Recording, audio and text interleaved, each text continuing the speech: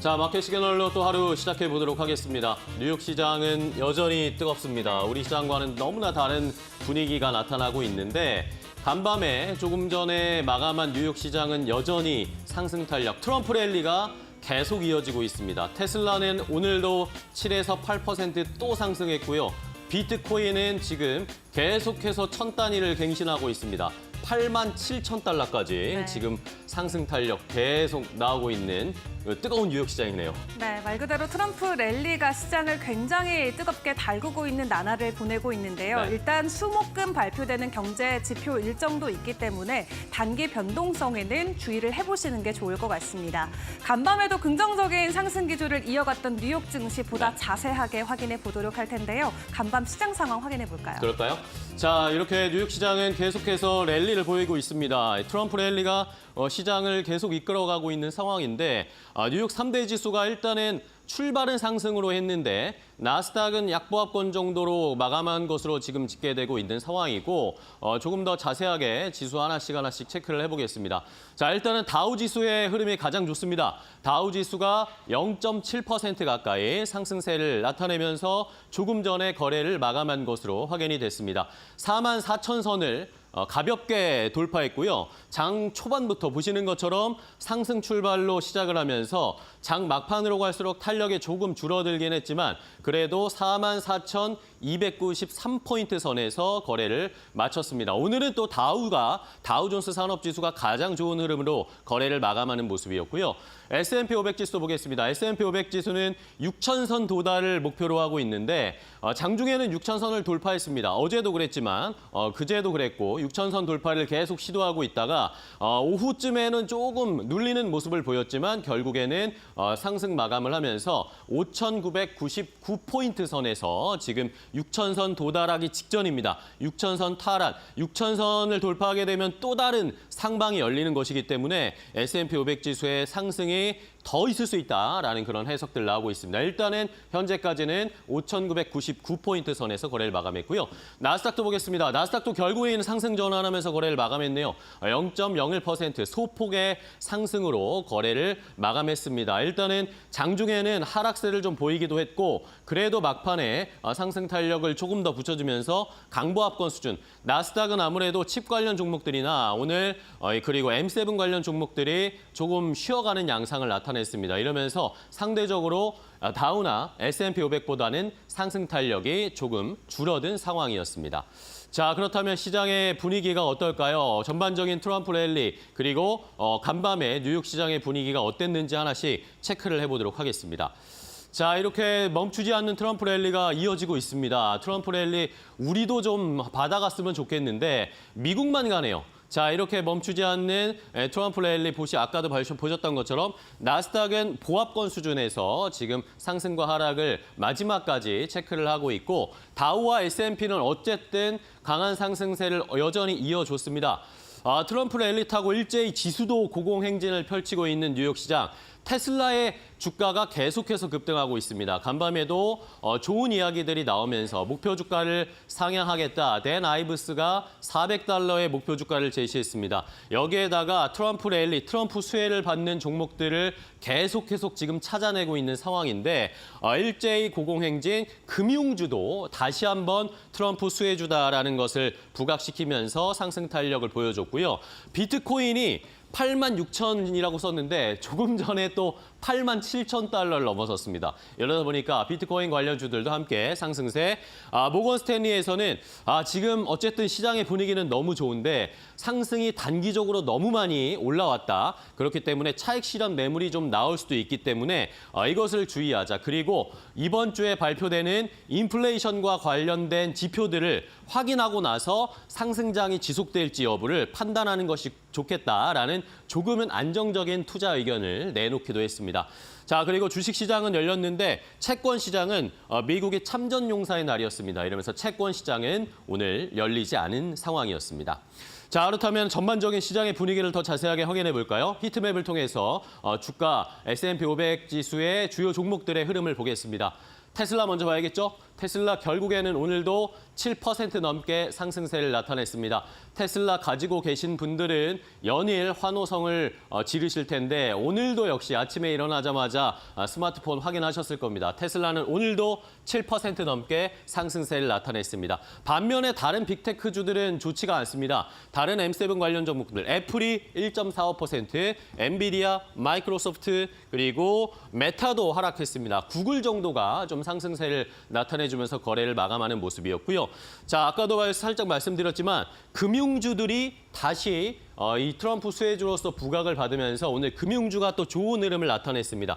반면에 엔비디아를 포함한 브로드컴을 포함한 칩 관련 종목들은 트럼프 수혜를 받지 못하고 있습니다. 오늘 전반적으로 칩 관련 종목들의 하락세가 크게 나오는 모습이었습니다.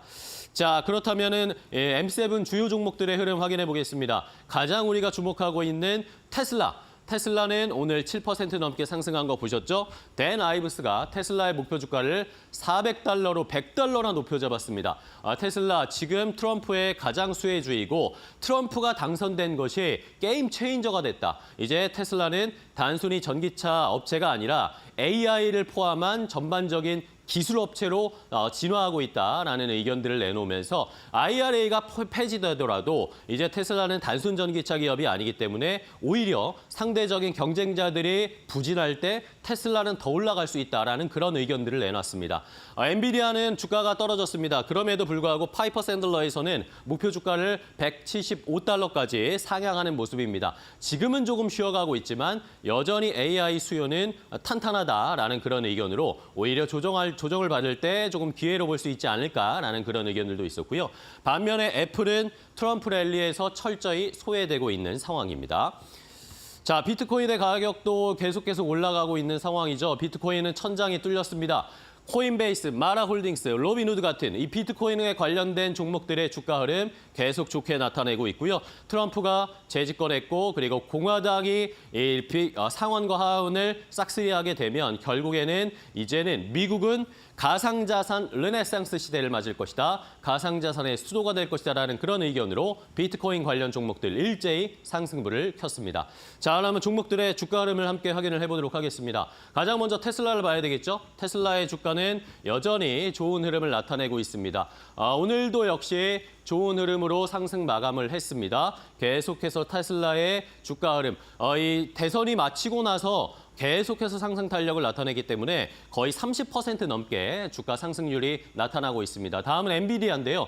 엔비디아는 오늘 조금 조정을 받았습니다. 1.6%대 하락세를 기록하면서 장 초반에는 상승 출발했는데 장 막판으로 갈수록 부담받으면서 하락했습니다. 애플도 보겠습니다. 애플 역시 트럼프 수혜를 받지 못하는 종목으로 지금 부각받고 있는데요. 1.2%대 하락세로 224.23달러로 거래를 마감했습니다.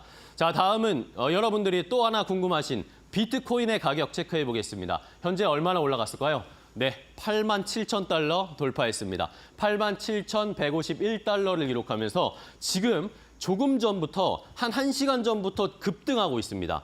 더 추가적인 매수세가 계속 들어오면서 비트코인의 가격 연일 사상 최고치 역사적인 기록을 쓰고 있습니다. 자, 그럼 코인과 관련된 종목들의 흐름도 보겠습니다. 자연스럽게 함께 따라가고 있습니다. 코인베이스가 무려 20% 가까이 상승세를 나타냈고요. 마라홀딩스의 주가도 30% 가까이 상승세를 나타내고 있습니다. 로빈후드, 여러분들이 잘 아시는 미국에서 개인 투자자들이 많이 사용하는 앱 로빈후드도 7% 넘게 강한 상승세를 보여주고 있습니다. 자, 그렇다면 시장에서는 트럼프 수혜주와 트럼프의 수혜를 받지 못하는 미국 시장에서도 그런 현상들이 좀 나타나고 있습니다. 그런 관련된 종목들의 흐름을 체크해 보도록 하겠습니다. 자, 금융주가 이제 테슬라나 이런 종목들에 뒤이어서 금융주도 트럼프 랠리에 함께 동참을 하고 있습니다. 뭐 전통적으로 금융주는 트럼프의 수혜주다. 트럼프가 워낙 친기업적이고 규제를 철폐하고 M&A나 그리고 투자은행들에게 호의적이니까요. 역시 늘 금융주가 좋은 수혜주로 부각을 받았는데 오늘은 JP모건 체이스, 골드만삭스, 뱅크 오브 아메리카 이외에도 뭐 대부분의 금융주들이 상승하면서 거래를 마감했습니다. 반면에 반도체, 칩 관련된 종목들은 철저히 좀 소외를 받는 모습입니다. 우리 시장과도 약간 비슷한 분위기인데 간밤에 미국 시장에서 TSMC가 크게 하락했습니다. 아시다시피 여러분들 중국에 AI 칩 공급을 하지 말아라. 미국에서 공문을 보냈다라는 이야기 나왔죠. 이에 따라서 브로드컴이나 퀄컴 같은 다른 칩 관련 종목들도 일제히 하락세를 나타냈습니다. 그럼 주가 흐름 바로 이동해서 체크를 해보겠습니다. 자, 금융주들의 흐름 좋았습니다. 0.97%. 장 초반보다는 상승 탄력이 좀 떨어지긴 했네요. JP모건 체이스가 1% 가까이 상승세. 다음 골드만삭스의 주가 흐름도 보겠습니다. 골드만삭스는 조금 더 탄력이 높았습니다. 2% 넘게 상승세. 그리고 다음 또 금융주들은 역시 상승세를 나타냈고요. 그다음 TSMC는 보시는 것처럼 하락세로 거래를 마감을 했습니다. TSMC의 주가는 말씀드린 대로 미국에서 TSMC의 칩을 중국으로 수출하지 말아라라는 그런 요구가 있었고 트럼프 후보 당선자도 역시 대만에 대해서 반도체 시장에 대만에게 모든 걸 빼앗기고 있다라는 그런 의견들 계속 내고 있는 것으로 부담을 받고 있습니다. 이러다 보니까 브로드컴이라든지 다른 칩 관련 종목들도 일제히 하락세, 브로드컴은 2.5% 넘게 하락세를 나타내면서 다른 종목들도 역시 칩 관련 종목들이 부진하면서 우리 시장에도 오늘은 조금 부담이 될 것 같습니다. 자, 그다음 이슈가 있는 종목들도 몇 개 더 체크를 해볼까요? 트럼프 미디어 앤 테크놀로지 역시 트럼프 랠리로 계속해서 상승세, 잠시 선거가 끝나고 바닥을 찍었는가 싶었는데 다시 반등세를 나타내고 있고요. 슈퍼마이크로 컴퓨터는 또 상폐되는가 회계 불확실성 때문에 주가가 많이 빠지는 모습이었습니다. 에브비, 바이오 종목 중에 에브비는 조현병 치료제 임상 이상이 실패했다라는 소식 때문에 주가가 급락하는 모습이었고요. 이외에도 시그나, 휴머나 같은 보험주들의 주가가 좀 엇갈렸는데 휴메나 인수 계획을 철회하면서 시그나는 주가가 상승했는데 반면에 휴메나는 오히려 주가가 급락하는 모습이었습니다. 이외에도 게임스탑 같은 경우에 다시 상승세를 나타내고 있는데 게임스탑의 이야기는 차트 보면서 더 자세하게 말씀드리도록 하겠습니다. 자, 슈퍼마이크로 컴퓨터는 하락세가 크게 나타났습니다. 회계와 관련된 재무상 불안하다라는 이야기 계속 나오죠. 슈퍼마이크로 컴퓨터는 최근에 주가는 계속 좀 조정받는 모습이고요. 에브비 말씀드렸죠. 조현병 치료제 임상이 실패했다라는 이야기 때문에 다음 에브비의 주가 보겠습니다. 에브비는 역시 12% 넘게 바이오주들이 트럼프 랠리에 동참하지 못하고 있는 것도 미국 시장의 특징이라고 할 수 있겠습니다. 여기에다가 좋지 않은 이야기까지 나왔고 게임스탑 같은 경우에는 오늘 10% 가까이 상승했습니다. 그런데 뚜렷한 이유는 찾을 수가 없었습니다. 게임스탑 여러분들 잘 아시다시피 대표적인 밈 주식이잖아요. 그러니까 이것을 보면 미국 시장도 지금 위험자산 선호 심리가 뜨거워지고 있다. 주식 투자를 하는 자금들이 몰리고 있다. 그러다 보니까 변동성이 크게 나타나는 종목들에 대한 관심이 높아지고 있다는 것을 게임스탑을 통해서 확인해 보실 수 있었습니다. 자, 이런 상황에서 유가는 또 하락세를 나타냈습니다. 중국 쪽에서의 부양책 실망스러웠다. 중국의 원유 수요 늘어나지 않을 것이다라는 부담감 때문에 유가가 급락하는 모습이었고요.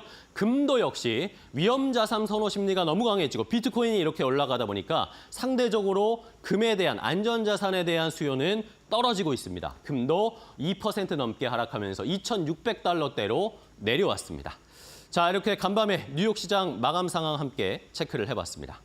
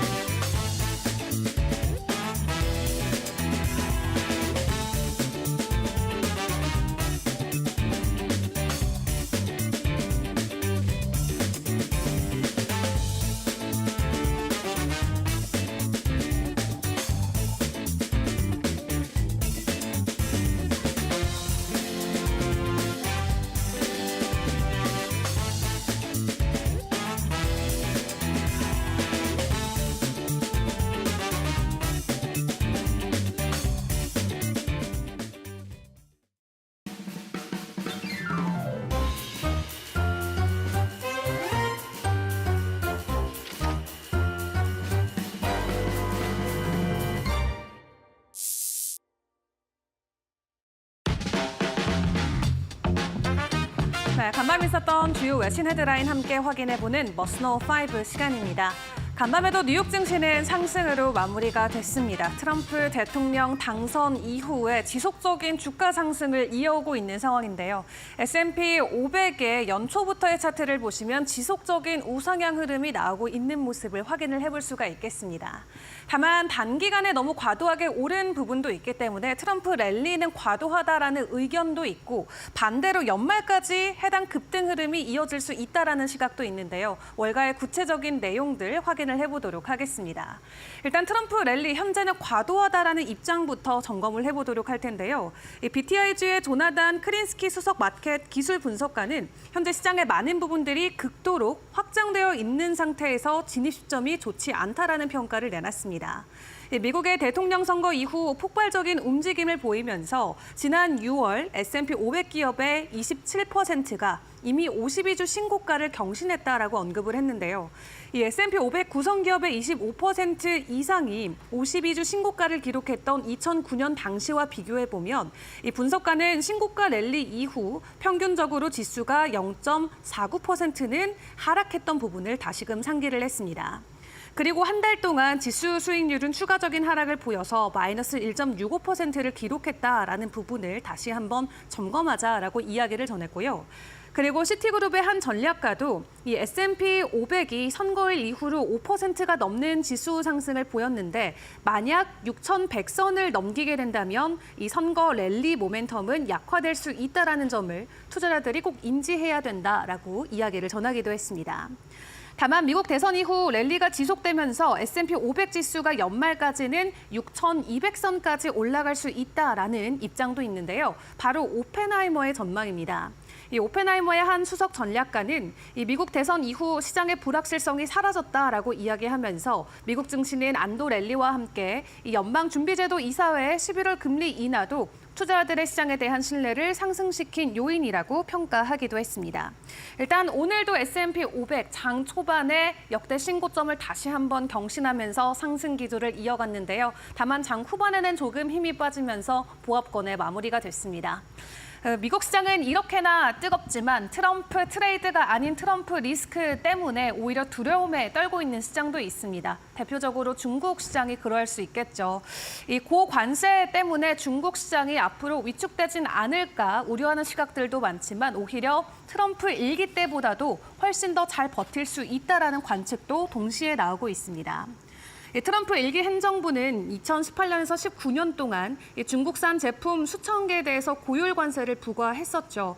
그 당시 무역 전쟁을 본격적으로 개시하면서 상당한 이 불확실성과 우려감을 키웠었는데요.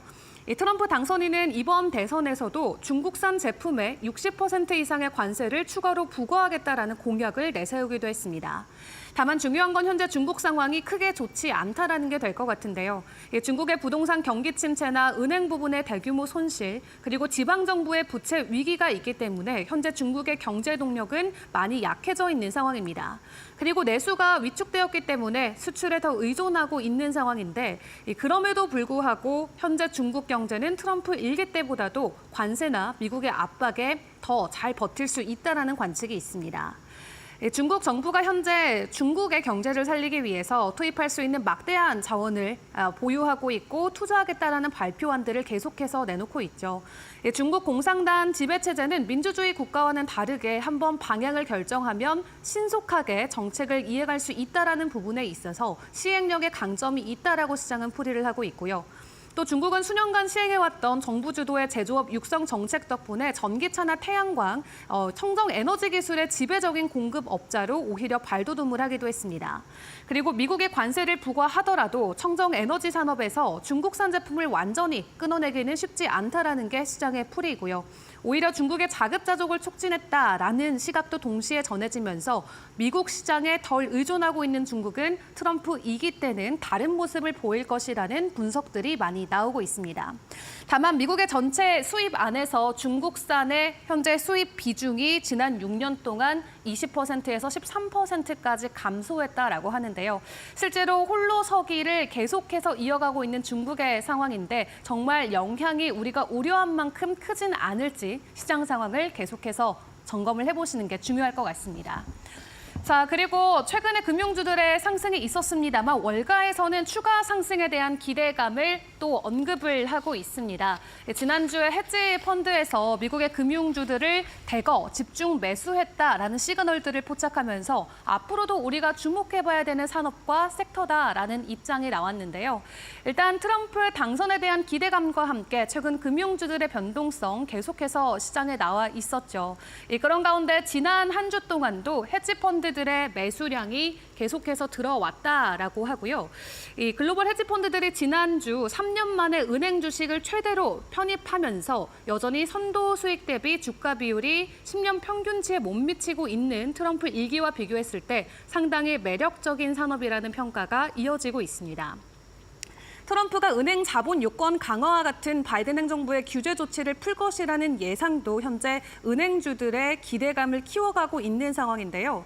지난해 실리콘밸리 은행 파산 등으로 자본 요건 강화가 강조됐었지만 자본 요건 완화는 은행 수익과 대출 활동의 호재로 작용할 수 있다라는 설명입니다. 또 최근 급등에도 불구하고 나스닥 은행지수의 향후 12개월 선도 이익 대비 주가 비율이 현재 12.7로 확인되고 있는데요. 지난 10년 동안 확인해봤던 중간값과는 일치하긴 하지만 트럼프 대통령 1기 시절 때 보였던 13.9%보다는 낮은 수준이기 때문에 S&P 500 기업들의 평균 PE라인 22.2배에 57%에 불과하다는 분석이 나오고 있습니다. 한마디로 저평가가 되어져 있는데 트럼프발 수혜로 인해서 기대감을 가지고 있는 대표적인 섹터라고 볼 수 있겠고요. 이 저점 메리트에 대한 기대감을 키워가면서 금융주들 앞으로도 주목을 해보시는 게 좋을 것 같습니다. 트럼프 트레이드와 관련해서 어떤 섹터, 어떤 종목보다도 더 강력하게 오르는 그 단 한 종목 바로 테슬라가 있죠. 월가에서 현재 테슬라의 목표 주가를 계속해서 줄줄이 상향 조정을 하고 있습니다. 어제에 이어서 오늘도 테슬라는 8%대 급등 흐름을 이어갔는데요. 갑자기 여기서 목표 주가를 $400까지 상향 조정하는 월가의 의견도 나왔습니다. 트럼프 랠리가 이어지면서 증권사에서도 긍정적인 의견들을 계속 내놓고 있는데요. 미국 대선 승리로 이미 수혜를 누리고 있지만 현재 시점보다도 테슬라 주가가 25%나 추가 상승할 수 있다라는 전망도 간밤에 나왔습니다. 바로 지금까지 테슬라를 긍정적으로 낙관해왔던 웨드부시 증권의 댄 아이브스의 의견이었는데요.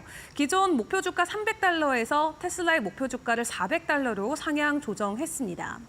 트럼프의 대선 당선을 주가 상승의 촉매제다라고 댄 아이브스 애널리스트는 이야기를 하고 있는데 트럼프의 100억간이 몇 년간 테슬라 그리고 머스크의 자율화 또 인공지능의 게임 체인저가 될 것이라 본다라는 판단을 내놨고요. 이 아이브스 애널리스트는 테슬라의 AI 이니셔티브가 회사를 단지 자동차 회사에서 파괴적 기술의 전 세계적인 선도업체로 변화시키는 것을 가리킨다면서 트럼프의 승리로 지난 몇 년간 테슬라가 직면했던 연방 규제를 추가로 걷어낼 것이라고 기대를 하고 있습니다. 그리고 AI와 자율화가 테슬라에 주는 기회비용만 $1조 달한다면서 현재 $1조 소폭 웃도는 테슬라의 시가총액이 앞으로 오는 1년 동안 $2조 확대될 수 있다는 가능성도 제기하기도 했는데요. 이 테슬라는 전기차 시장에서 비길 데가 없는 규모와 범위를 자랑하면서 이 같은 다이내믹은 25년부터 전기차 보조금이 없는 환경에서 머스크와 테슬라의 분명한 경쟁 우위를 줄 것이라고 덧붙이기도 했습니다. 최근 전기차 시장 안에서 테슬라의 점유율은 내려가고 있는 상황이지만 내년부터 해당 보조금이 사라졌을 때 오히려 이 시장의 규모를 장악하고 있는 테슬라는 승기를 걷어잡을 수 있다라는 분석들이 이어지고 있는 건데요. 우리가 오늘 함께 받았던 목표 주가처럼 테슬라 $400까지 추가 상승할 수 있을지 오늘 새벽에 열리는 미국 시장 상황도 같이 확인을 해보시면 좋겠습니다. 자, 그리고 새벽 사이에 그 어떤 것보다도 강한 상승을 보였던 거는 암호화폐 시장이었죠. 어느 정도 숨고르기, 즉 조정이 올 것 같은데 그런 큰 폭의 조정 없이 비트코인은 연일 주가 상승을 계속해서 보이고 있습니다.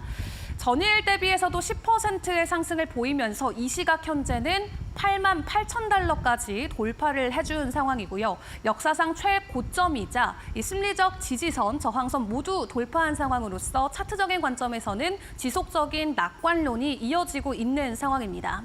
시장 상황이 이렇다 보니까 트럼프 취임 전까지 비트코인은 10만 달러를 돌파한다라는 전망들이 계속해서 힘을 받고 있는 상황이죠. 어제 이 시간만 하더라도 7만 8천 달러 선이었는데 하루 만에 현재 8만 8천 달러까지 돌파하면서 실시간으로 급등하는 흐름이 이어지고 있습니다. 비트코인뿐만 아니라 암호화폐 안에 있는 다른 알트코인들 또한 큰 폭의 수혜가 계속해서 이어지면서 시장이 굉장히 뜨겁게 달아오르고 있는데요. 12월 말까지 암호화폐 시장도 매일매일 점검해 보시는 게 중요할 것 같습니다. 지금까지 머스노 5 시간이었습니다.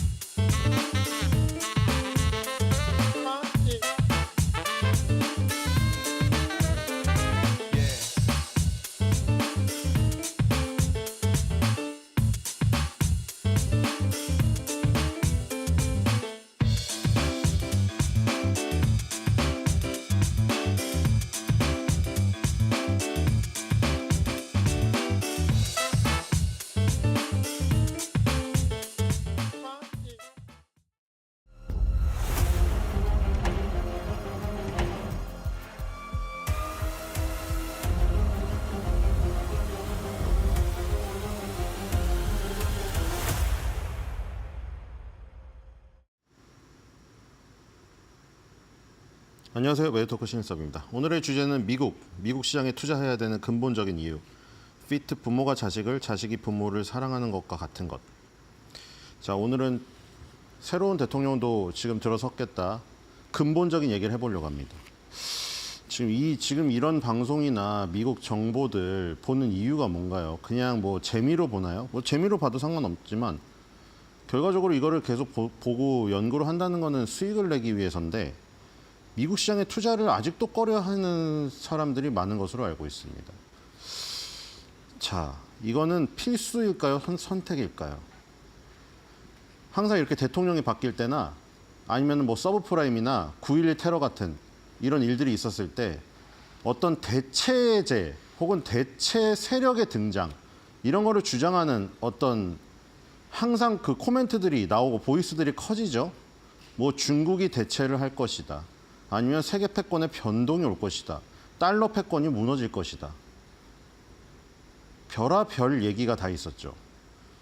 근데 이거는 아무리 생각해봐도 마치 친아들, 친딸이 있는데 입양한 딸, 입양한 아들들이 들어와가지고 그 친자식의 지위를 뺏을 거라고 예상하는 어떤 마이너리티 리포트밖에 되지 않는다. 저는 이런 생각이 듭니다. 미국이 무너지면, 미국이 흔들리면 다른 세력이? 미국이 흔들리면은 모든 게 죽습니다.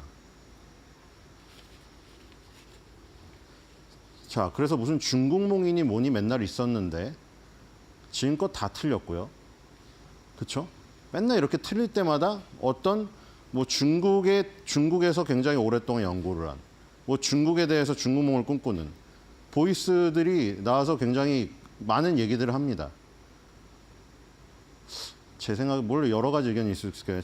제 생각에는 씨알도 먹히지 않는 얘기입니다. 자, 일단 일론 머스크가 이런 얘기를 했죠. 한국 인구는 지금의 약 3분의 1보다 훨씬 적어질 것이다. 충격적이죠. 너무 무섭습니다. 인구가 없어요. 자, 우리나라는 그런 경우 많죠. 자기 자식들은 다 해외 유학 보내놓고 국감장에 나와서 뭔 얘기하고 있죠? 공교육 부활을 시켜야 된다고? 그쵸? 공교육 부활시켜야 된다고 떠드는 사람들이 자기 자녀들은 다 해외 유학 보내놨어요. 그러니까 그게 국민들이 보기에는 저 사람 도대체 뭔 정당성을 갖고 얘기하나 싶은 거죠. 자, 일론 머스크는 자식이 13명입니다. 13명을 숨풍숨풍 낳은 사람이 저런 얘기를 하니까 신뢰도가 높아지는 거죠. 뭐 자기가 예를 들어 자기는 자식 하나도 안 나면서 낳아가지고 자녀 많이 낳아라. 자식 수 적어지면은 나라 경제가 휘청인다. 이러면 이게 신뢰도가 있겠습니까? 근데 자기가 열심히 앞장서가지고 13명 낳아놓고 이런 얘기 하니까 먹히는 거예요. 지금 3분의 1보다 훨씬 적어질 것이다. 근데 한국보다 적은 것이 있어요. 심각한 곳. 한국이 1위가 아닙니다. 뒤로 가볼까요? 다행이라고 해야 되나 말아야 되나 이게 그냥 공동 1등이에요. 위에 대만이 있지만 1.1로 똑같습니다. 출산율. 출산율은 지금 1950년에는 여성 1인당 평균 5명이었습니다. 어마어마했죠. 그러니까 1950년대 물론 앨런 머스크는 여성이 한 명이 아니었습니다만 부인이 여러 명 있죠. 여성 1인당 평균 5명, 1950년대 수치보다도 2배 이상을 해내고 있다는 겁니다. 앨런 머스크는. 근데 지금 2021년에 여성 1인당 2.3명으로 감소를 했죠. 근데 이게 의미가 있는 게 2.1명 이하로 가면은 경제가 붕괴가 됩니다. 출산율이 가임기 여성에게 태어난 평균 자녀 수인데 이게 좀 넓어요. 15세, 그렇죠? 뭐 물론 서양은 약간 기준이 틀리겠지만 우리나라에서 15세는 사실은 중학생인데 15세에서 그러니까 과학적인 얘기죠. 의학적인. 15세에서 45세의 여성이 가임기에 있는 것으로 간주한 상태에서 출산율을 조사한 건데 여기에서 지금 출산율이 가임기 여성에서 태어난 평균 자녀 수니까 지금 대만하고 한국은 1.1명이다. 이것도 지금 높게 잡힌 것 같은데요. 그렇죠? 한 명이 깨지는 것으로 알고 있는데요. 그래서 지금 대체율이 여성 1인당 2.1명입니다. 이게 뭐냐면 부모가 만약에 다 사망하거나 무슨 일이 있었을 때 그리고 영아가 사망하는 사망률까지 고려했을 때 그랬을 때 여성 1인당 2.1명 정도의 자녀 출산율은 가져야 인구가 안정적으로 유지가 되고 이주가 없고 사망률이 안정적이라고 가정하는 건데 지금 그 2.1이라는 수치가 다 깨지고 있는 것이 수두룩하다. 지금 뭐 일본도 심각하다고 얘기 드렸는데 일본 1.4거든요. 지금 대만, 한국 1.1, 싱가포르, 우크라이나, 홍콩, 마카오 1.2입니다. 자, 여기에 미국 없잖아요. 앨런 머스크도 평균을 올려놓은데 많이 일조를 했죠. 하여튼 없습니다. 미국은 없어요, 여기. 없죠. 뒤로 가보겠습니다. 미국은 인구의 위기도 아니라는 겁니다. 자, 물론 13명을 낳다 보니까 아픈 손가락이 있겠죠.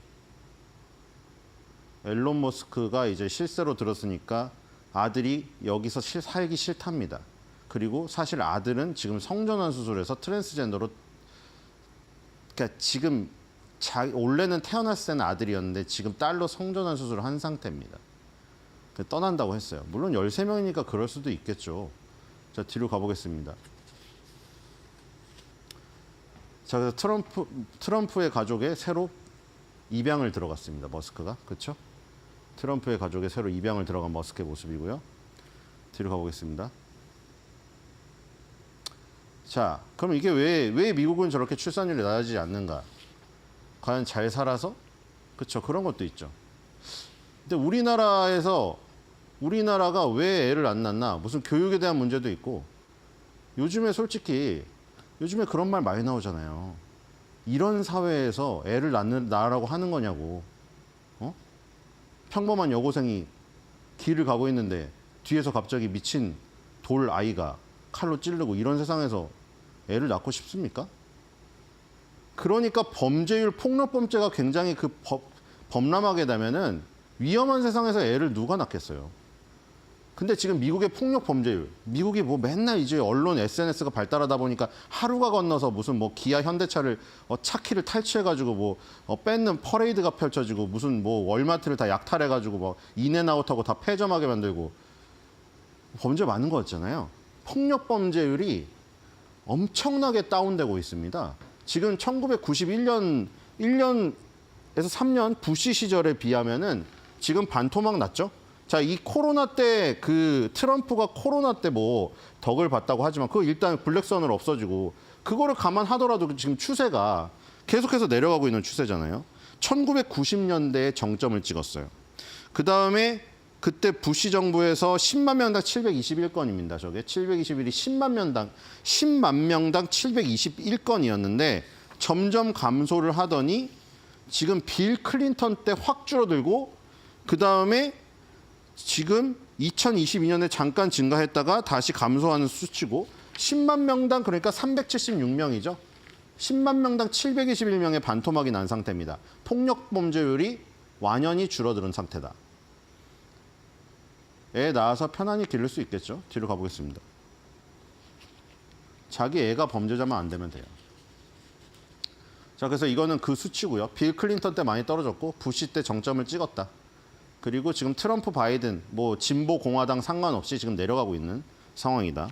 이런 걸 볼 수 있겠고요. 자, 그리고 또 한몫 하는 게 자산 가치가 높아지니까 애를 쉽게 낳을 수 있죠. 자, 지금 자산 시장의 구성입니다. 자, 이걸 보고도 만약에 뭐 미국이 무슨 어떤 문제로 패권이 흔들려가지고 그러면은 다른 데가 대체한다? 맨날 그런 얘기 많잖아요. 우리나라 시장도 특히 맨날 그러잖아요. 뭐 미국이 뭐 흔들리고 뭐 이러니까 뭐 우리나라가 그거에서 조금 뭐 들어가가지고 어떻게 올릴 그게 있다? 미국 시장이 빠지면 뭐 엔비디아가 빠지면 뭐 삼성전자가 오른다? TSMC가 빠지면 삼성전자가 오른다? 미국 시장이 빠지면요 다 박살나요. 지금 전체 자산 시장에서 미국 상장 기업이 전 세계 주식시장 가치의 59%를 차지하고 그 대표적인 지수인 S&P 500이 51%를 차지하고 있습니다. 전 세계 자산에서요. 지금 여기에 뭐 S&P 500에 다 들어있죠. 뭐 엔비디아는 지금 엔비디아, 애플은 다우존스 30까지 갔죠. 여기 애플, 엔비디아, 마이크로소프트, 알파벳, 아마존, 메타, 뭐 매그니피센트 7 다 있고 미국에서 가장 큰 500대 상장 기업으로 이루어진 대표 지수 S&P 500이 그렇죠. 전 세계 자산 시장, 전 세계 지수 그리고 전 세계 자산 시장의 51%를 차지하는 상황이다. 중국 3%. 뒤로 가보겠습니다. 자, 저기도 좋아요. 피지컬도 좋아요. 지금 미국이 러시아에 의해서 천연자원이 2위죠. 러시아가 지금 미국 옛날에 막 분열돼가지고 막 우크라이나가 진짜 그 큰 저기 패착이 소련에서 저기 다 분리됐었잖아요. 그때 우크라이나가 그 소련 분리된 데 중에서 핵무기를 가장 많이 갖고 있었어요. 근데 그때 서방의 얘기를 믿고 우리나라를 지켜주겠다고 하고 핵무기를 다 돌려줬더니 지금 이 지경을 맞은 거예요. 그러니까 아무도 안 도와주잖아요, 지금. 그러니까 지금 러시아 같은 경우는 천연자원이 지금 뭐 석탄, 천연가스, 석유, 휘토류 이런 거 다 합쳐서 75조 달러가 있고요. 2등이 미국입니다. 45조 달러. 모든 천연자원 다예요. 금은, 동부터 시작해서 휘토류까지. 지금 트럼프가 밝힌 프로젝트 2025 뭐 지금 완벽히 구성 안 됐지만 집필하고 있다고 지금 얘기 나오고 있죠. 언론에. 프로젝트 2025라고. 거기에 보면 이런 것도 있습니다. 휘토류 가지고 자꾸 쥐어짜니까 중국이. 그러면은 그게 왜 미국은 왜 안 했어요? 미국이 이렇게 많은데요? 지금 중국 23조보다 훨씬 더 많아요. 미국의 천연자원이. 여기 휘토류도 포함되어 있다고 했잖아요.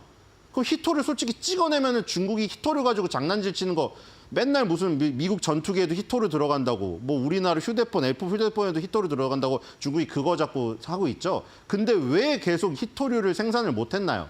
환경 오염이 심각하니까. 근데 트럼프는 그거 신경 안 쓴다잖아요, 지금. 트럼프는 환경 오염, 기후 이런 것들이 다 과장되었고 휘토류 우리도 뽑아내버리면 된다 이거예요. 자원이 이렇게 많은데. 그 자신감은 자원이 많은 데서 나오는 것이죠. 자, 뒤로 가겠습니다. 자원조차 많다.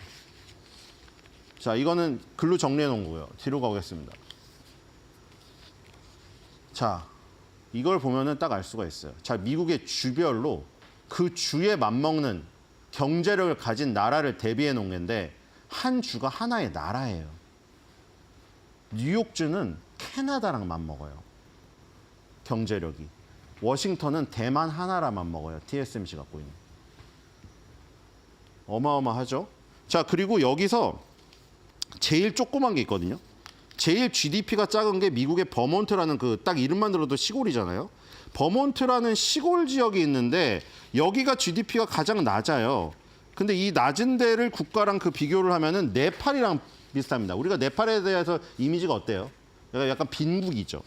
근데 네팔하고 비슷한데 문제는 네팔의 인구는 50만 명인데 버몬트주는 50만 명의 30분의 1밖에 안 돼요, 인구가. 그래서 여기서 알 수 있는 건 뭐죠? 버몬트랑 네팔이랑 똑같지만 그것도 버몬트라는 시골도 하나의 국가랑 똑같은 것도 대단한 거죠. 근데 뭘 말하는 거면 인구당 생산력이 이렇게 뛰어나다는 거죠. 인구수가 작은데도 GDP가 훨씬 높다는 거는 생산 능력 자체가 타의 추종을 불허한다는 겁니다. 자, 이런 상황이에요. 미국이 무너진다고요? 여기 거론된 나라들이 다 무너지는데요. 뒤로 가겠습니다. 자, 이거 정리해 놓은 거고요. 캘리포니아는 인도랑 맞먹어요. 뒤로 가고 있습니다. 텍사스, 이탈리아. 부루마블을 자기네 나라에서 하고 있습니다. 뒤로 가겠습니다. 자, 그리고 이 GDP를 국가로 한 겁니다. 자, 국가로 했을 때 지금 여기 이걸 파이라고 치면은 이 지금 절반이 미국, 일본, 중국, 인도, 독일 이렇게 되어 있거든요. 그렇죠? 여기서도 미국이 거의 반이죠. 반을 차지하고 있습니다. 이 5개 국가가 이 나머지 국가를 다 합친 거랑 똑같아요. 지금. 글로벌 이코노미가 이렇게 구성되어 있다. 뒤로 가보겠습니다. 그리고 나토에 돈 내고 있는 거 보세요. 3분의 1을 미국이 내고 있다. 그러니까 트럼프가 맨날 여기다 뭐라고 할 수 있는 거죠. 너네는 돈도 안 내면서 맨날 무슨 소리냐. 2위가 독일이거든요. 2위가 독일. 독일의 10배도 넘게 내고 있습니다. 방위 금액을. 이런 상황이에요. 뒤로 가보겠습니다. 이런 데 투자를 안 한다고요? 자, 그러니까 이런 막말을 해도 자, 이거 솔직히 막말이죠. 막말일 수 있죠. 우크라이나 입장에서. 트럼프 주니어가 자기 인스타그램에 자기가 올린 건 아니고 밈을 자기 거에 공유를 시켰는데 38일 뒤면은 젤렌스키는 용돈을 잃은 아이가 된다. 이렇게 비하를 했거든요. 근데 왜 이렇게 비하하는 막말이 먹힐 수 있는 게 너무 스펙이 뛰어나니까 이런 말도 먹히는 거예요. 뒤로 가겠습니다. 잘났는데 어떡합니까? 자, 트럼프가 나홀로 집에 2에 출연했던 그 장면이죠. 이게 트럼프 호텔이고요. 뭐 얘기가 많은데 자기 호텔을 해주는 대가로 날 출연해달라. 뭐 이랬다는 얘기도 있고 감독이 트럼프가 강제로 했다. 맥컬리 컬킨이 나중에 거의 좋아요도 눌렀어요. 맥컬리 컬킨도 보복당할 수도 있는데 모르겠는데 어쨌든 이게 나왔고 지금 맥컬리 컬킨은 완전히 바뀌었습니다. 약간 마약 중독이나 뭐 이런 게 있었는데 지금은 가정을 꾸리고 아시아계 여인이랑 잘 살고 있는데 자, 뒤로 가보겠습니다. 자, 이런 장면. 자, 겨울 되면 이제 또 이게 나오겠죠. 나홀로 집에 또 보고 싶은데. 자, 뒤로 가면은 이제 맥컬리 컬킨이 늙어서 자기가 그 장면을 딴 이 티셔츠 같은 걸 입고 자기 인스타에 올렸습니다. 자, 근데 이거를 제가 빙의해서 뭘 얘기하려고 하냐면은 지금 막 매그니피센트 세븐이나 미국 주식 보고 이렇게 많이 올랐다고? 이러잖아요. 근데 지금 그 7살짜리 소년이 40대가 됐거든요. 만약에 40년 후에 이걸 본다면 어떻게 될까요? 40년 후에 미국 주식 보면은 이게 턱이 더 벌어질 겁니다. 그렇죠? 그 세월이 너무 아깝지 않아요? 우리 일주일 전 일만도 엄청 후회되지 않아요? 일주일 전에 내가 실수한 것만 해도 너무 후회되죠. 근데 40년 지고 얼마나 후회될까요? 아들, 딸을 내가 자식을 가졌다고 생각해 보세요. 나중에. 그 인생이 너무 후회가 될 것 같거든요. 지금 투자도 너무 후회가 될 것 같아요. 그러니까 지금 당장 시작하십시오. 오늘의 한 줄 매도평입니다. 현실에서 나 다시 돌아갈래! 는 이루어질 수 없는 것.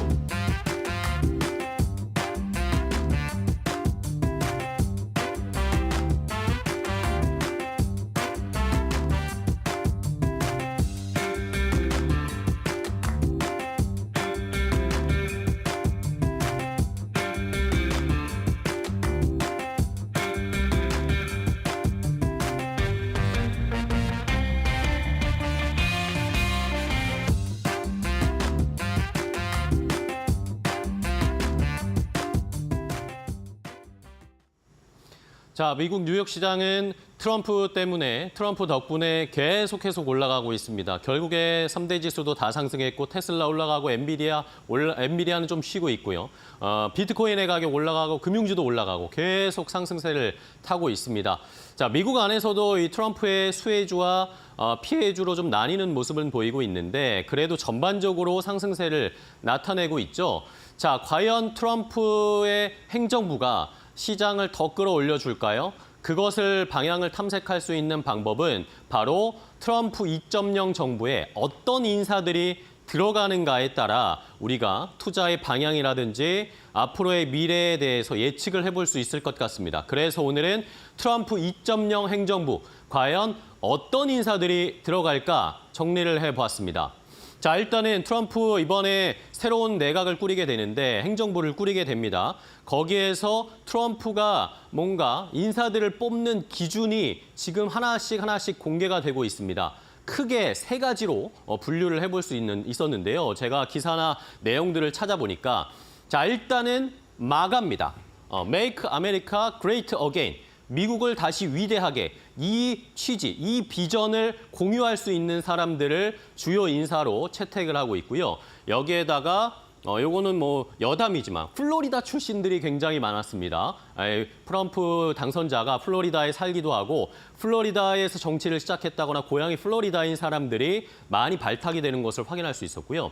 자, 그다음 가장 중요한 것은 바로 충성심이었습니다. 트럼프에게 충성할 수 있는 사람, 나를 배신하지 않고 내가 펼치는 정책을 잘 끌어줄 수 있는 사람, 그런 사람들을 집중적으로 인사로 발탁하고 있다는 것을 확인할 수 있었습니다. 자, 그 내용을 한번 볼까요? 트럼프 당선자가 얼마 전에 X에다가 이렇게 글을 올렸습니다. 뭐 영어로 써놨지만 여러 가지 뭐 이야기를 했지만 결국에는 이 니키 헤일리 전 유엔 대사와 마이크 폼페이오 전 국무장관은 이번 내각에 포함되지 않을 것이다라고 이렇게 콕 집어서 얘기를 했습니다. 여러 사람들이 지금 뭐 국무장관이나 재무장관의 후보에 오르고 있는데 이 두 사람은 콕 집어서 안 쓰겠다라는 겁니다. 왜 그랬을까요? 니키 헤일리 전 유엔 대사는 공화당 대선 후보로 나와서 트럼프 후보를 엄청나게 비난했었습니다. 그러니까 나에게 충성하지 않는 사람, 나에게 적을 두고 있는 사람은 채택하지 않겠다, 채용하지 않겠다라는 것을 확실하게 보여줬고요. 그리고 마이크 폼페이오 전 국무장관은 한때는 국방부 장관으로 임명될 거다 이런 이야기들이 있었는데 이렇게 마이크 폼페이오를 거부했습니다. 마이크 폼페이오 여러분들 기억하시죠? 예전에 우리나라 북한과 트럼프 후보 김정은과의 이런 물밑 접촉, 북미 대화를 할 때 주요 인사로 북한에 자주 갔던 인사입니다. 그런데 마이크 폼페이오는 이 트럼프 정권 말기에 트럼프의 정책이라든지 트럼프가 펼치는 백악관 내에서의 행동들에 비판하는 내용들을 막 쏟아냈던 사람입니다. 그러니까 나에게 비난하고 내 정책을 내가 추구하는 방식을 따르지 않는 사람은 쓰지 않겠다라는 거죠. 그 가이드라인을 확실하게 보여줬습니다. 자, 그렇다면은 이 충성심이 가득하고 플로리다 출신의 그리고 Make America Great Again, 미국을 다시 위대하게 만들 사람 누구를 골랐을까요? 일단 첫 번째 인사입니다. 여러분들 잘 많이 보셨겠지만 백악관 첫 여성 비서실장으로 수지 와일스가 선택이 됐습니다. 이것은 확정이 된 겁니다. 수지 와일스는 67세고 플로리다 출신입니다. 2024년 지금 트럼프 캠프의 공동선거 대책위원장을 맡았는데 1980년에 처음으로 레이건 대선 캠프로 정치에 입문해서 그 뒤에서 이 정치인의 뒤에서 모든 것들을 컨트롤하고 도움을 주는 사람으로 굉장히 유명한 사람이었습니다. 트럼프가 이렇게 당선 수락 연설을 할 때 이 수지 와일스를 굳이 앞으로 내세워서 한마디 해봐라. 내가 너 때문에 대통령이 됐다라고 이야기를 했는데 수지 와일스가 끝끝내 마이크 앞에 서지 않고 자기는 뒤에서만 보좌하겠다. 말을 하지 않고 본인을 아끼고 숨기는 모습이었습니다. 자, 이러면서 수지 와일스가 비서실장으로 채택이 됐는데 조건이 있었답니다. 누가 대통령 집무실에서 대통령을 만날 수 있는지 본인이 직접 통제하겠다. 이것을 허락해주면 내가 비서실장 하겠다라고 이야기를 했습니다. 트럼프 후보가 당선자가 어찌 보면 좀 통제가 안 되는 그런 사람인데 이것을 확실하게 가이드라인을 정하고 트럼프를 안전하게 정권을 유지할 수 있도록 도움을 주겠다라는 그런 의견을, 그런 뉘앙스를 확인할 수 있었습니다. 자, 다음 사람입니다. 다음은 트럼프 후보가 여전히 이 국경 문제에 대해서 굉장히 민감하고 국경을 차단하겠다 이런 이야기 많이 했었는데 국경 차르로 톰 호먼이라는 사람을 임명했습니다. 일개 행정부에서 이민세관 단속국의 국장 직무대행을 했는데 이 사람은 반이민 정책의 선봉장 역할을 했던 아주 완강한 사람입니다. 그런데 이 사람을 국경 짜르라는 아직 뭔가 제대로 된 직책은 아닌데 앞으로 이 통합적으로 불법 이민 단속을 할 수 있는 이런 부처를 설립할 텐데 거기에 수장으로 톰 호먼을 설정하겠다라는 겁니다. 결국에 멕시코 장벽 막을 거고 국경이나 해안 보안을 철저히 하겠다라는 것을 표현하는 그런 인사였죠. 다음 사람입니다. 다음 사람은 우리가 많이 관심을 가져야 할 재무장관입니다. 재무장관 유력 후보자 아직 선정된 건 아닙니다. 스콧 베센트라는 사람인데 이 사람은 키스퀘어 그룹의 창업자입니다. 헤지펀드 창업자인데 그동안 언급했던 것들을 잘 살펴보니까 돈키호테식 에너지 전환을 위한 투자, 비경제적인 정부 명령에 따른 반도체 제조 공장 투자로 인해서 미국 경제 경쟁력이 약화가 됐다. 결국에는 전 정권, 바이든 정권의 친환경 에너지 정책이라든지 반도체 보조금 정책이라든지 이런 것 때문에 미국이 힘들어졌다라는 걸 우회적으로 표현했죠. 그리고 비생산적인 투자를 장려하는 IRA의 왜곡된 인센티브 개혁해야 된다. IRA를 수정해야 된다라는 것을 노골적으로 드러냈습니다. 자, 재무장관으로 JP모건 다이먼 회장도 이야기가 나왔는데 JP모건은 다이먼 회장은 참여하지 않는 것으로 일단은 확정이 됐습니다. 다음은 국무장관입니다. 국무장관도 우리와 또 살펴볼 것들이 많은데 빌 해거티라는 공화당 연방 상원 의원이 후보로 지금 거론되고 있습니다. 트럼프의 주한미군 철수 주장에 대해서 기자들이 질문을 했는데 이것에 대해서 빌 해거티가 이거는 사업가가 협상하는 방식일 뿐이다 라고 이야기를 하면서 가까운 예로 일본은 국방 예산을 GDP의 1%에서 2%로 2배 늘리기로 했는데 이거 굉장히 긍정적인 결과다. 한국도 이것을 따라가야 한다. 결국에 우리의 방위비 인상도 다가올 것으로 예상이 되는 상황입니다. 국무장관 후보자 빌 해거티까지 한번 예상을 해봤고요. 자, 다음으로 살펴볼 인물은 어제도 확인을 해봤지만 USTR, 미국 무역대표부의 대표인 그리고 라이트 아이저 이야기도 역시 어제 해드렸는데 미국 무역대표부 대표 그리고 라이트 아이저도 역시 우리의 이 한미 FTA를 재협상할 수밖에 없는 상황이 펼쳐질 것으로 예상이 되기 때문에 저희가 주목을 해봐야 되겠고요. 참고적으로 라이트 아이저도 플로리다에 거주한다고 합니다. 플로리다 사람들이 많죠. 마지막으로 여러분들이 요즘 시장에서 가장 주목하고 있는 마지막 인물은 일론 머스크입니다. 일론 머스크는 기업가, 사업가이지만 이번에는 정부 효율위원회의 수장이 될 것으로 보입니다. 본인이 추구하고 있는 사업, 이 로봇택시, 그리고 로봇, 우주항공, 그리고 스타링크 사업까지 과연 이런 규제들을 완벽하게 철폐하면서 주가도 상승하고 투자자들에게도 수익을 줄 수 있을지 잘 살펴보셔야 되겠습니다. 자, 미국의 인사를 확인하니까 앞으로의 미국의 방향성이 보입니다. 과연 트럼프 랠리는 어디까지 이어지게 될까요? 추가적인 인사 관련된 내용도 한번 정리해드리도록 나중에 체크해드리도록 하겠습니다.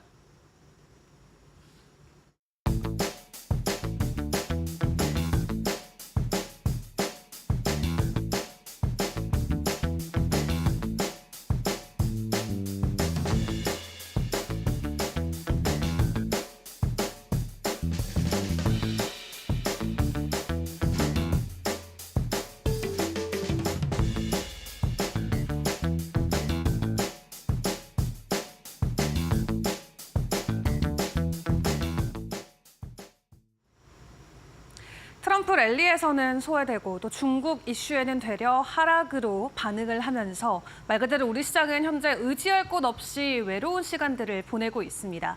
어제 코스피와 코스닥 모두 1%가 넘는 큰 폭의 하락을 보였고요. 외국인과 기관들의 매도 흐름이 양시장의 지수를 크게 끌어내렸습니다. 코스피는 1.1% 하락한 2,530선에 코스닥은 2% 가까운 낙폭을 보이면서 728선까지 내려온 상황인데요. 이 말 그대로 트럼프 쇼 쇼크 그리고 중국 부양책에 실망하면서 외국인들의 대량의 매도 흐름이 시장에 그대로 나왔습니다. 때문에 대형주 위주로의 이 가격 하락이 나왔었는데 삼성전자 이날장에서 다시 한번 신저가를 갈아치웠고요. SK하이닉스도 동일하게 3%대 급락이 나오면서 어제 상승했던 종목보다 하락했던 종목의 개수가 3배에서 4배가량 많은 말 그대로 모두가 약했던 하루였던 것 같습니다. 그럼에도 불구하고 트럼프의 이름을 걸치고 있는 수혜주들은 나름의 상승 기조를 이어주기는 했는데요. 이 트럼프의 수혜를 이 정도로 우리가 만족할 수는 없겠죠. 미국 쪽에서 보여주고 있는 워낙 강력한 사인들과 시그널이 있기 때문에 국내 수혜주들이 보여주고 있는 상승 흐름은 아직도 부족하다, 목마르다라는 입장이 많이 나오고 있고요. 그럼에도 방산과 조선, 가상화폐 관련주들은 트럼프 덕분에 오름폭을 키웠고 중국 경기 부양 실망감의 화장품 쪽이나 중국 소비 관련주들은 되려 하락을 하는 모습을 보였습니다. 트럼프 덕분에 우주항공 관련주들 실적도 좋은 부분이 상승의 모멘텀이 되어주곤 있습니다만 최근 들어서 상승 기조가 계속 이어지며 어제 해당 섹터 안에서 52주 신고가를 돌파한 종목들이 대거 나왔고요. LK삼양이나 하나시스템 두 자릿수 이상의 강한 상승을 보이면서 어제장에서 52주 신고가 랠리를 펼치기도 했습니다. 섹터와 업황 간의 이 분위기는 어떠했을지도 확인을 해보도록 할 텐데요. 사실 어제도 트럼프 데이였습니다. 트럼프 수혜주들만 말 그대로 살아남았는데 그 가운데 그나마 개별 이슈로 올라줬던 쪽은 제약 바이오 쪽이 되겠죠. 알테오젠이 키트루다에 이어서 엔허투까지 품으면서 가격 상승을 보이자 또 관련 이슈가 있는, 개별 이슈가 있는 여러 제약 바이오 관련주들이 두 자릿수 이상의 상승 흐름을 각기 보여주기도 했고요. 나머지는 모두 트럼프 관련주들로 생각을 해볼 수가 있겠습니다. LG 에너지 솔루션이 이번에는 일론 머스크 스페이스 X에 배터리를 공급한다는 소식이 전해지면서 어제 관련주들의 급격한 가격 상승이 나왔습니다. 우주선 같은 경우는 작은 결함에도 천문학적인 비용이 들기 때문에 말 그대로 기술력 측면에서는 거의 완벽을 추구하고 있는 산업이죠. 그런 곳에 LG 에너지 솔루션이 배터리를 공급하고 있다는 부분에서 우리나라 기업의 기술력이 다시 한번 인정받은 긍정적인 사례로 평가를 받고 있고요. 다만 우주선 시장 특성상 공급 규모가 크지는 않습니다. 보편화된 산업은 아니기 때문에 공급 규모는 적지만 그럼에도 불구하고 우리가 품질 측면에 집중해서 본다면 충분히 큰 수혜로 시장은 받아들일 수가 있을 것 같습니다. 해당 소식에 스페이스 X와 관련된 기업들의 상승이 있었고요. 특히 스페이스 X 위성에 부착 예정인 차세대 별 추적기를 개발하고 있는 LK삼양 같은 경우는 이날장에서 상한가 바로 들어가기도 했습니다. 그리고 어제 국내 증시 마감 기준으로 비트코인이 82,000달러를 돌파했습니다. 일주일 새 30%의 급등 흐름을 보여주고 있는데 오늘 새벽 기준으로는 85,000달러 그리고 현재 시각 기준으로는 88,000달러까지 돌파를 해낸 상황이고요. 그렇기 때문에 10% 이상 오름폭을 보이는 종목들이 암호화폐 섹터 안에서도 계속해서 나오고 있고요. 어제 재건 관련해서는 삼부토건이 상한가를 그리고 우주항공의 다른 종목들과 조선 쪽에서도 트럼프 트레이드의 수혜를 받으면서 두 자릿수 이상 상승 흐름을 보였던 종목들이 대거 속출하기도 했습니다. 그럼 시간 외에서 우리 시장의 분위기는 어떠했을까요? 놀랍게도 시간 외에도 트럼프였습니다. 아무것도 묻지도 따지지도 않고 이날장 시간 외에서도 트럼프가 말 그대로 대세 흐름을 이어갔는데 이날 시간에서 상한가 갔던 종목도 우주항공 관련주입니다. 트럼프 수혜주로 체크가 가능해 보이고요. 그 외에 우리가 함께 확인을 해봐야 되는 이슈는 크렘린궁에서 푸틴 트럼프의 통화는 미국 언론의 허구였다. 미국 보도에 허구였다라는 소식을 다시 한번 전해왔습니다. 사실 푸틴과 트럼프가 전화를 했다라는 소식으로 재건 관련주들이 지난주부터 급등 흐름을 보여왔었죠. 근데 사실이 아니다라는 입장이 러시아 측에서 확인이 된 만큼 오늘 재건과 방산 관련주들의 변동성에는 주의를 해보시는 게 좋을 것 같고요. 일단 트럼프 트레이드 덕분에 철강이나 조선 여러 산업군에서 상승 흐름이 계속해서 시장을 뜨겁게 달구고 있는데 그럼에도 트럼프 리스크로 불릴 수 있는 부분이 바로 수출주들이 되겠습니다. 대표적으로 수출 비중이 높은 반도체나 2차 전지, 자동차나 또 화장품 관련주들을 생각을 해볼 수가 있겠는데요. 관련해서 월스트리트 저널도 트럼프가 모든 수입품에 20%까지 보편적인 관세를 지출할 수가 있고 또 중국 제품에는 60%까지 관세를 높일 수 있다라는 내용을 다시 한번 언급을 하기도 했습니다. 또 공교롭게 어제 11월 첫째 주에 우리나라 수출 현황이 공개가 됐는데 149억 달러를 기록을 했는데 전년 동기 대비해서도 18%가 감소한 수치가 나오면서 벌써부터 수출과 관련된 우려감이 시장에는 일부 부각이 되기도 했었고요. 비록 마이너스로 전년 대비 마이너스로 수출이 전환되긴 했지만 섹터별로만 놓고 봤을 때는 그럼에도 반도체는 17%의 전년 대비 상승 흐름을 보였고요. 선박 쪽은 300%가 넘는 강한 수출 기조가 이어지고 있습니다. 그렇다 보니까 수출주 안에서도 우리가 선별해서 접근해야 된다라는 입장들이 많이 들려오고 있고요. 그 안에서 어떻게 보면 대미 수출로 인해서 가장 영향력이 클 수 있는 섹터로는 증권가에서 자동차 쪽을 꼽고 있습니다. 이미 무역의 흑자폭이 워낙 크기 때문에 추가적으로 흔들림이 나오더라도 자동차 쪽으로 나올 수 있다라는 우려감이 있고요. 수출 관련주들의 리스크도 잘 대응하시면서 이 트럼프 트레이드뿐만 아니라 트럼프 리스크에 대한 대비도 같이 해보시면 좋을 것 같습니다.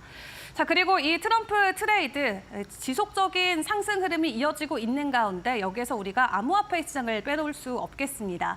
오늘 새벽 4시 기준으로는 비트코인의 가격이 86,000달러 선에 거래가 됐었는데요. 현재 시각 기준으로는 88,000달러를 돌파하면서 이제 비트코인에 몰린 사람은 전 세계 아무도 없는 상황이 됐습니다. 말 그대로 매일매일 신고가 경신을 하면서 이 전체 지표를 놓고 봤을 때 지속적인 상승 기조가 이어지고 있는 상황으로 확인을 해볼 수가 있겠고요. 이 시장 분위기가 이렇다 보니까 어제 코인 쪽에 들어왔던 거래량이 국내 코스피와 코스닥을 합친 거래 대금보다 더 많았던 하루를 보냈습니다. 어제 코스피와 코스닥의 거래 대금이 17조 원 정도로 집계가 됐는데 어제 이 국내 원화마켓 5대 거래소 기준으로는 코인의 거래량이 19조 원을 돌파하면서 이 비트코인과 암호화폐 투자하는 사람들이 국내 주식에 투자하는 사람들보다 비중이 더 많았다라는 것을 알 수가 있었고요. 워낙 가파른 상승을 보이고 있어서 내가 지금 들어가도 괜찮을까 또 고민이 되시는 분들도 있을 것 같은데 시장에서는 아직도 올라갈 룸은 남아있다라는 입장을 보이기도 합니다. 일단 김치 프리미엄이라는 인덱스가 있습니다.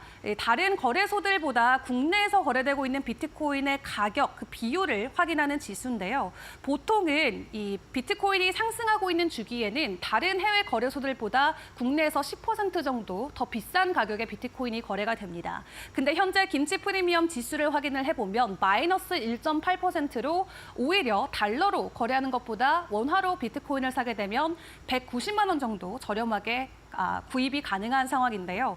그렇다 보니까 김치 프리미엄과 관련돼서 아직까지 국내 시장에서는 비트코인과 관련된 고점의 시그널이 나오지 않았다라는 입장들이 계속해서 나오고 있고 올해 3월에 비트코인이 처음으로 신고가 돌파를 했을 때 그때도 해외보다도 1,000만 원이 더 비싼 가격에 거래가 됐었고요. 과거 직전 불작인 21년 같은 경우는 김치 프리미엄이 20%를 넘어가기도 했습니다. 그런 상황을 놓고 봤을 때 아직까지 국내에서는 여전히 비트코인이 예전만큼 과열 구간은 아니다라는 평가가 이어지고 있고 그렇다면 국내에서 왜 현재 부진할까를 놓고 확인을 해보자면 현재 국내는 비트코인의 ETF가 부재하기 때문에 기관 쪽의 자금 유입이 원활하지 않다라는 부분이 가장 큰 이유가 될 것 같고요. 그리고 무엇보다 미국 시장도 굉장히 뜨겁기 때문에 그동안 암호화폐가 조정을 겪으면서 국내 암호화폐 시장에 있는 돈들이 모두 미국 주식으로 옮겨진 말 그대로 머니부부 현상이 현재 국내 비트코인의 가격에는 큰 상승 흐름을 도와주지 못하고 있다는 분석도 있습니다.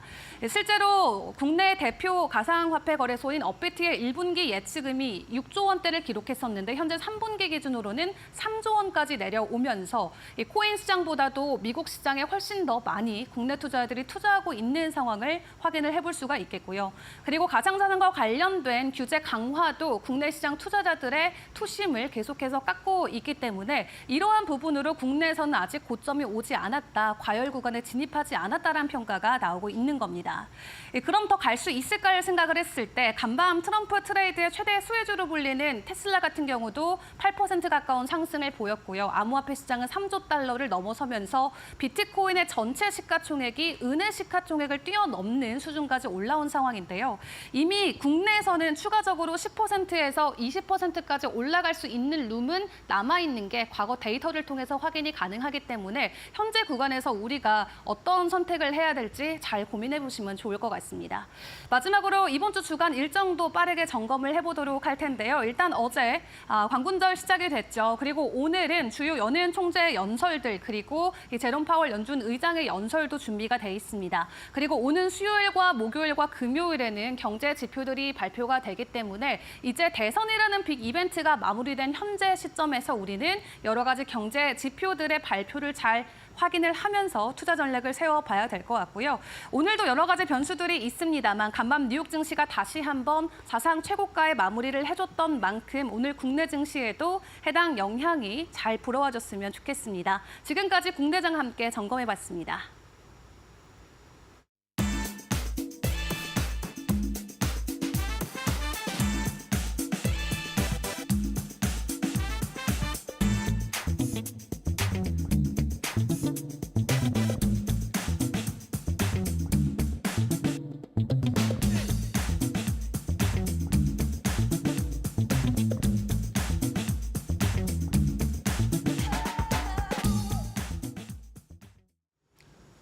자, 이제 간밤 뉴욕 시장의 마감 상황 보면서 우리 시장의 시그널 사인을 확인해 보도록 하겠습니다. 자, 일단은 뉴욕 시장 여전히 좋습니다. 지수가 3대 지수 모두 상승하면서 거래를 마감했는데 보시는 것처럼 다우 지수가 44,000포인트를 돌파하면서 역대 최고치 0.69% 상승하면서 거래를 마쳤습니다.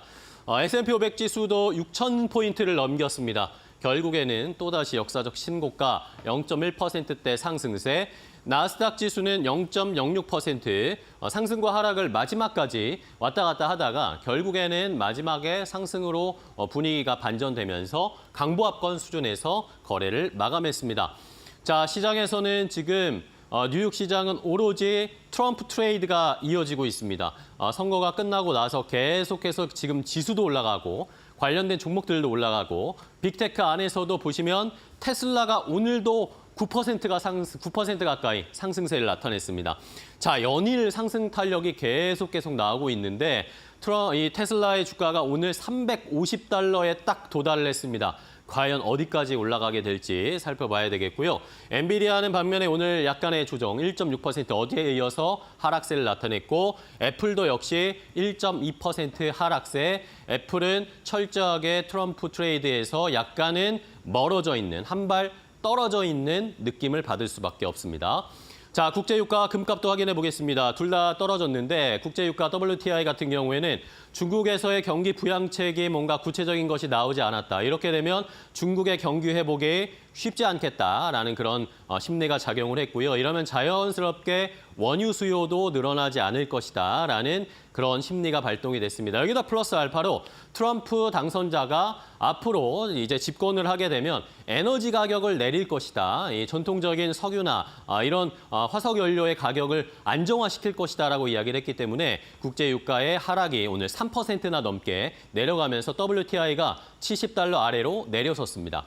자, 금값도 역시 하락했는데요. 2,629달러대까지 내려왔습니다. 2% 넘게 하락세를 나타냈는데 금 가격도 역시 지금까지 금 가격이 많이 올라왔는데 선거가 끝나자마자 확연하게 분위기가 바뀌었습니다. 선거가 끝나니까 선거 전에는 안전자산 쪽으로 결과를 알 수 없으니까 안전자산인 금 가격의 상승세가 나타났는데 이제 선거가 끝나니까 비트코인 이렇게 올라가는데 비트코인 투자해야 되지. 테슬라 그리고 미국 시장 올라가는데 이쪽으로 투자해야 되지라고 하면서 위험자산 선호 심리가 강해지고 있습니다. 금 가격의 현재의 쉬어가는 조정 장세도 잘 살펴보셔야 되겠습니다. 말씀드렸듯이 테슬라와 비트코인 지금 무한 질주하고 있습니다. 하루가 다르게 올라가고 있고 시간이 1시간 30분 전과 또 다르게 올라가고 있습니다. 테슬라는 댄 아이브스가 목표 주가를 $400로 제시했습니다. 말씀드렸듯이 오늘 종가가 $350였는데 $400까지 목표 주가 충분히 더 상승 여력이 있다라는 의견을 제시했고요. 천장이 뚫렸습니다. 비트코인은 전고점을 돌파해버렸고 이러면서 지금 불과 한두 시간 전보다 $2,000가 올랐습니다. 88,000달러까지 상승세를 나타내면서 88,000달러 선 위까지 올라왔습니다. 10만 달러 얼마 남지 않은 것 같습니다. 자, 모건 스탠리에서는 이렇게 주식시장이 지금 트럼프 랠리를 계속 보여주고 있는 것에 대해서 약간은 한숨 좀 쉬어가는 게 좋겠다라는 의견을 제시를 했습니다. 선거 후에 많이 올랐기 때문에 어느 정도의 차익 실현 물량이 이제 나올 때가 됐다라는 의견이었고요. 그리고 이번 주에는 미국에서 주 후반으로 가면 CPI, PPI, 소매 판매 이런 것들을 발표하기 때문에 이것을 확인하고 나서도 계속 주식시장이 상승하게 되면 대세 상승장이 이루어질 수 있을 것이다. 하지만 여기에서 뭔가 미스가 나는 수치들이 발표가 되면 약간 차익 실현 매물이 더 나오면서 쉬어갈 수 있을 것이다. 상승장의 장세가 약간은 주춤할 수 있다라는 그런 의견을 제시하고 있네요. 자, 채권 시장은 어제 미국 시장은 참전 용사의 날이었습니다. 베테랑스 데이였기 때문에 채권 시장은 휴장을 했고 주식 시장만 이뤄진 것을 확인할 수 있습니다. 자, 이런 상황에서 미국에서는 이제 트럼프 집권 2기, 트럼프 정부 2기에 어떤 인사들이 들어가서 정책을 펼치고 국정을 운영할 것인가. 트럼프도 중요하지만 트럼프의 의견을 실행하는 사람들도 중요하겠죠. 자, 과연 트럼프 집권 2기에는 어떤 사람들이 들어가게 될까요? 가장 큰 기준으로 마가, 충성심, 플로리다. 이런 중요한 특징이 있었습니다. 마가는 미국을 다시 위대하게라는 트럼프 당선자의 늘 캐치프레이즈죠. 여기에다가 충성심이 강한, 그러니까 트럼프에게 충성을 보이고 트럼프의 전략이나 정책을 잘 수행할 수 있는 사람을 원하고 있는 것을 이렇게 X에다가 공개를 했습니다. 콕 집어서 니키 헤일리 전 유엔 대사와 마이크 폼페이오 전 국무장관은 2기의 내각에 들어가지 않을 것이다 라는 의견을 보였는데 이 두 사람은 대표적으로 트럼프 후보였을 때 그리고 트럼프가 1기 때 대통령이었을 때 반기를 들었던 뭔가 목리를 부렸던 사람입니다. 이런 사람은 뽑지 않겠다. 내 말 잘 듣는 사람만 뽑겠다라는 걸 보여주죠. 자, 이런 상황에서 그러면 어떤 사람들이 들어가고 있을까요? 일단은 첫 번째로 확정된 사람, 트럼프의 비서실장 수지 와일스입니다. 백악관에서 처음으로 여성 비서실장이 선정이 됐는데 1980년에 정치에 입문해서 트럼프 대선 캠프 2016년, 20년, 24년에도 계속 트럼프와 함께한 사람입니다. 배후에서 모든 것을 지시하고 정리하고 메시지를 내보내는 사람이 이 수지 와일스다라는 의견인데 누가 집무실에서 대통령을 만날 수 있는지 수지 와일스 본인이 통제할 것이다. 그렇지 않으면 비서실장 하지 않을 것이다. 이렇게 뭔가 우리가 이미지에는 뭔가 막무가내인 트럼프를 컨트롤할 수 있는 사람이 바로 수지 와일스, 확정된 비서실장입니다. 다음 사람은 국경짜르로 임명된 톰 호먼입니다. 일기 행정부 때 역시 이민세관 단속국의 국장 직무 대행을 했는데 이 사람이 반이민 정책의 선봉장 역할을 하기 때문에 이제 멕시코 국경장벽 진짜 세울 거다. 이런 정책들이 나올 수 있겠죠.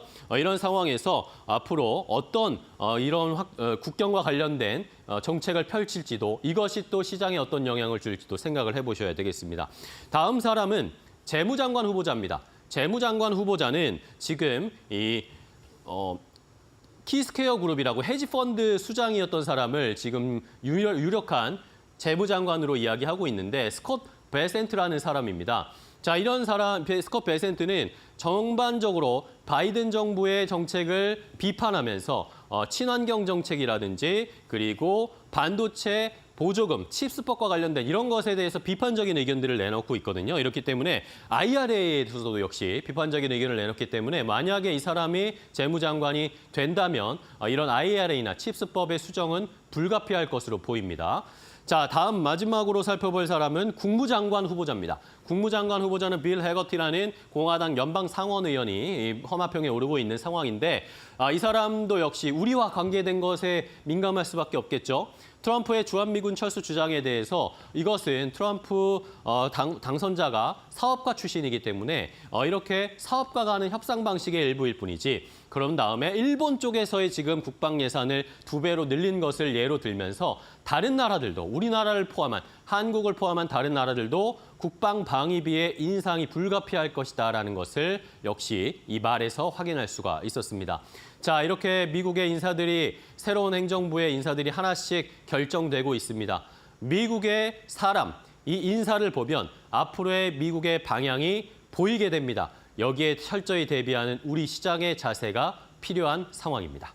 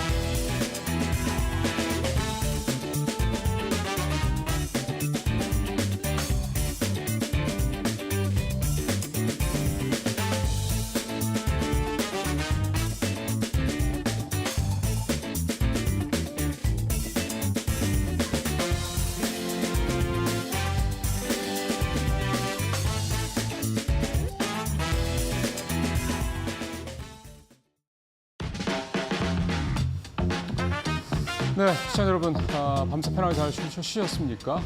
11월 12일 화요일입니다. 계속해서 이데일리 TV 신문 뉴스 브리핑 가져가도록 하겠습니다. 오늘 이데일리 신문의 진권면 톱 기사입니다. 어닝 쇼크만 줍줍 청개구리 개미들.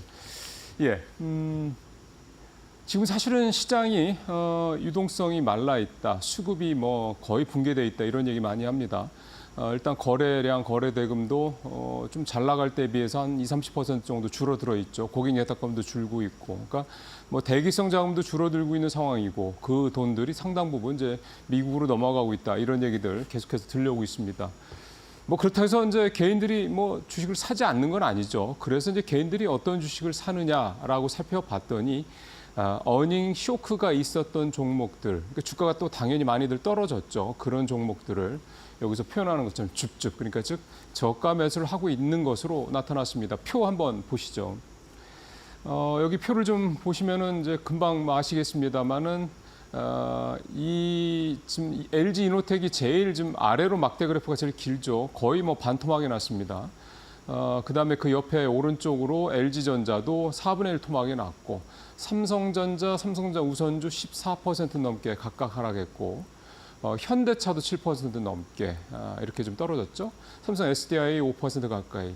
자, 우리 뭐 여러분들 여기 나오는 종목 이름들 다 아실 법할 만한 그런 종목들입니다. 이런 종목들을 중심으로 지수 저가 매수에 좀 나서고 있다 이제 이런 얘기가 좀 되는 건데 이들 종목들이 대부분 제목에서 보시는 것처럼 3분기 시장 컨센서스 대비 영업이익 괴리율이 이렇게 큰 그런 종목들을 얘기를 좀 하고 있습니다. 그러니까 LG 이노텍 같은 경우는 반토막이 났다. 그러니까 실적이 예상치에 반토막이 났다 이런 얘기가 좀 되는 건데 이런 종목들을 중심으로 개인들이 적극적으로 저가 매수를 하고 있다 좀 이런 얘기가 되고 있습니다.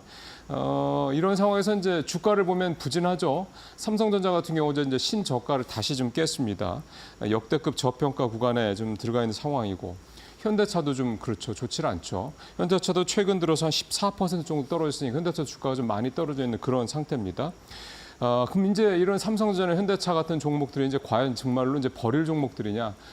다들 반등에 대한 모멘텀들은 갖고 있습니다. 뭐 아시는 것처럼 삼성전자는 HBM 관련된 이 이슈가 여전히 지금 살아있는 그런 상황이고요. 현대차 같은 경우도 실적은 계속 좋습니다. 그럼에도 불구하고 최근에 주가 하락은 여러 가지 좀 실적 외적인 문제들, 뭐 잠시 후에 좀 설명을 드리겠습니다만 그런 문제들이 좀 겹쳐서 주가가 좀 크게 하락하고 있는 그런 모습들이어서요. 개인들이 순매수를 했던 종목 10개를 꼽아봤는데 이제 앞서 보신 그런 종목들이 대부분이고 유일하게 시장 컨센서스 대비 실적이 더 좋았던 종목 현대로템 하나만 유일했고요. 현대로템은 뭐 잘 아시는 것처럼 최근에 방산 이 어떤 모멘텀 때문에 주가가 좀 계속해서 좀 크게 오르고 있는 신고가를 좀 경신하고 있는 그런 종목입니다. 자, 그러면 이제 외국인들 별로 안 사긴 합니다만 외국인들이 그래도 사는 종목들을 보니까 완전히 개인들과는 좀 반대 모습이었습니다. 실적이 시장의 컨센서스보다 더 좋았던 종목들, 실적이 더 좋았던 종목들만 외국인들은 사고 있었는데 보니까 SK하이닉스를 7,200억 넘게 샀고 현대모비스, 삼성중공업, HD 현대일렉트릭, 두산 에너빌리티 이런 종목들을 외국인들은 사고 있었습니다. 차이가 좀 많이 나죠. 현재로서는 주가도 확실히 외국인들이 산 실적이 좋았던 종목들이 계속해서 주가는 오르고 반면에 개인들이 샀던 저가 매수한 종목들은 여전히 부진한 그런 모습들이 현재까지는 진행 중입니다. 자동차주 얘기를 조금 더 준비를 하려고요. 이데일리 오늘 증권면에 있는 밑에 있는 기사 가져왔습니다. 트럼프 2기 한국 자동차주 기대 반 우려 반. 일단 아직까지 상황은 우려 반 쪽에 좀 포커스가 맞춰져 있다고 봐야 되겠습니다. 앞서도 잠깐 말씀드렸습니다만 이 현대차와 이 기아, 뭐 대표적으로 우리나라에서 이 두 회사를 얘기를 좀 해야 되는 건데 일단 실적도 시장의 컨센서스보다 조금 뭐 부진했다 앞서 말씀드리겠습니다. 사실 그게 크지는 않은 상황이고요.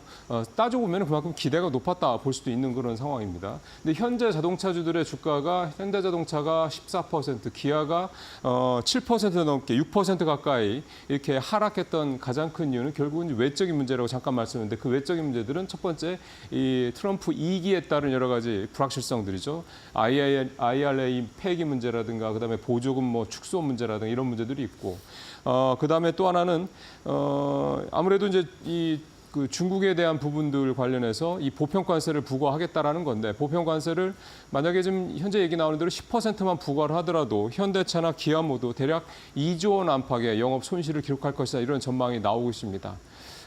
그러다 보니까 아무래도 현대차나 기아차를 사실 현재 상황에서는 워낙에 잘 나가고 있는 트럼프 트레이드주들도 많기 때문에 사실 손이 안 가는 건 당연하다라고 볼 수가 있을 것 같고요. 특히 이제 보호무역주의가 이제 확산이 되게 되면 전체적으로 글로벌 경기가 위축될 가능성이 높기 때문에 수출을 중심으로 하고 있는 현대차와 기아 입장에서 봤을 때는 여러 가지로 좀 악조건이면 분명하다 이렇게 볼 수가 있겠습니다. 그러면은 이제 이런 전반적인 시각들 때문에 지금 자동차주들이 좋지는 않은 건데 과연 이제 이게 모든 게 다 이런 악재들이 모든 게 다 현실화돼서 정말 다 현대차와 기아를 억제는 옥누르는 이런 상황이 될 것이냐. 또 반면에 다른 시각도 있기 때문에 이제 그 말씀을 좀 드리려고 그러는데 첫 번째는 II와 관련돼서는 사실은 이제 어느 정도 불확실성이 해소가 되고 있습니다. 폐기하기 쉽지 않을 거다. 이게 법안도 있고 또 II법든 이 칩스법이든 간에 쉽게 완전히 이제 백지로 만들 수 있지 못하도록 한 여러 가지 조항들이 담겨 있다라는 얘기가 좀 나오고 있고요. 또 하나 IL이나 뭐 칩스법이나 모두 이 공화당 이 주로 지역들, 공화당 지역구들이 주로 위치해 있는 곳들이기 때문에 공화당 의원들이 가만히 있을 리가 없다. 이제 이런 얘기도 좀 나오고 있고요. 그러니까 또 하나는 이제 중국 문제인데요. 중국은 이제 타깃을 삼고 있는 건 맞는데 사실은 일단 초반에는 결국 중국에 대한 신경을 집중할 가능성이 높기 때문에 그런 상황에서 오히려 현대차나 기아가 반사이익을 얻을 수 있다. 이런 해석도 좀 나오고 있습니다. 또 미국이 계속해서 중국을 때리고 있는 동안에 오히려 현대차나 기아 같은 경우는 지금 어쨌든 중국과는 좀 격차가 좀 있습니다. 이 전기차 관련해서는 이런 어떤 이 기술 갭을 줄일 수 있는 그런 시간을 얻을 수 있다. 이런 해석도 좀 나오고 있고요.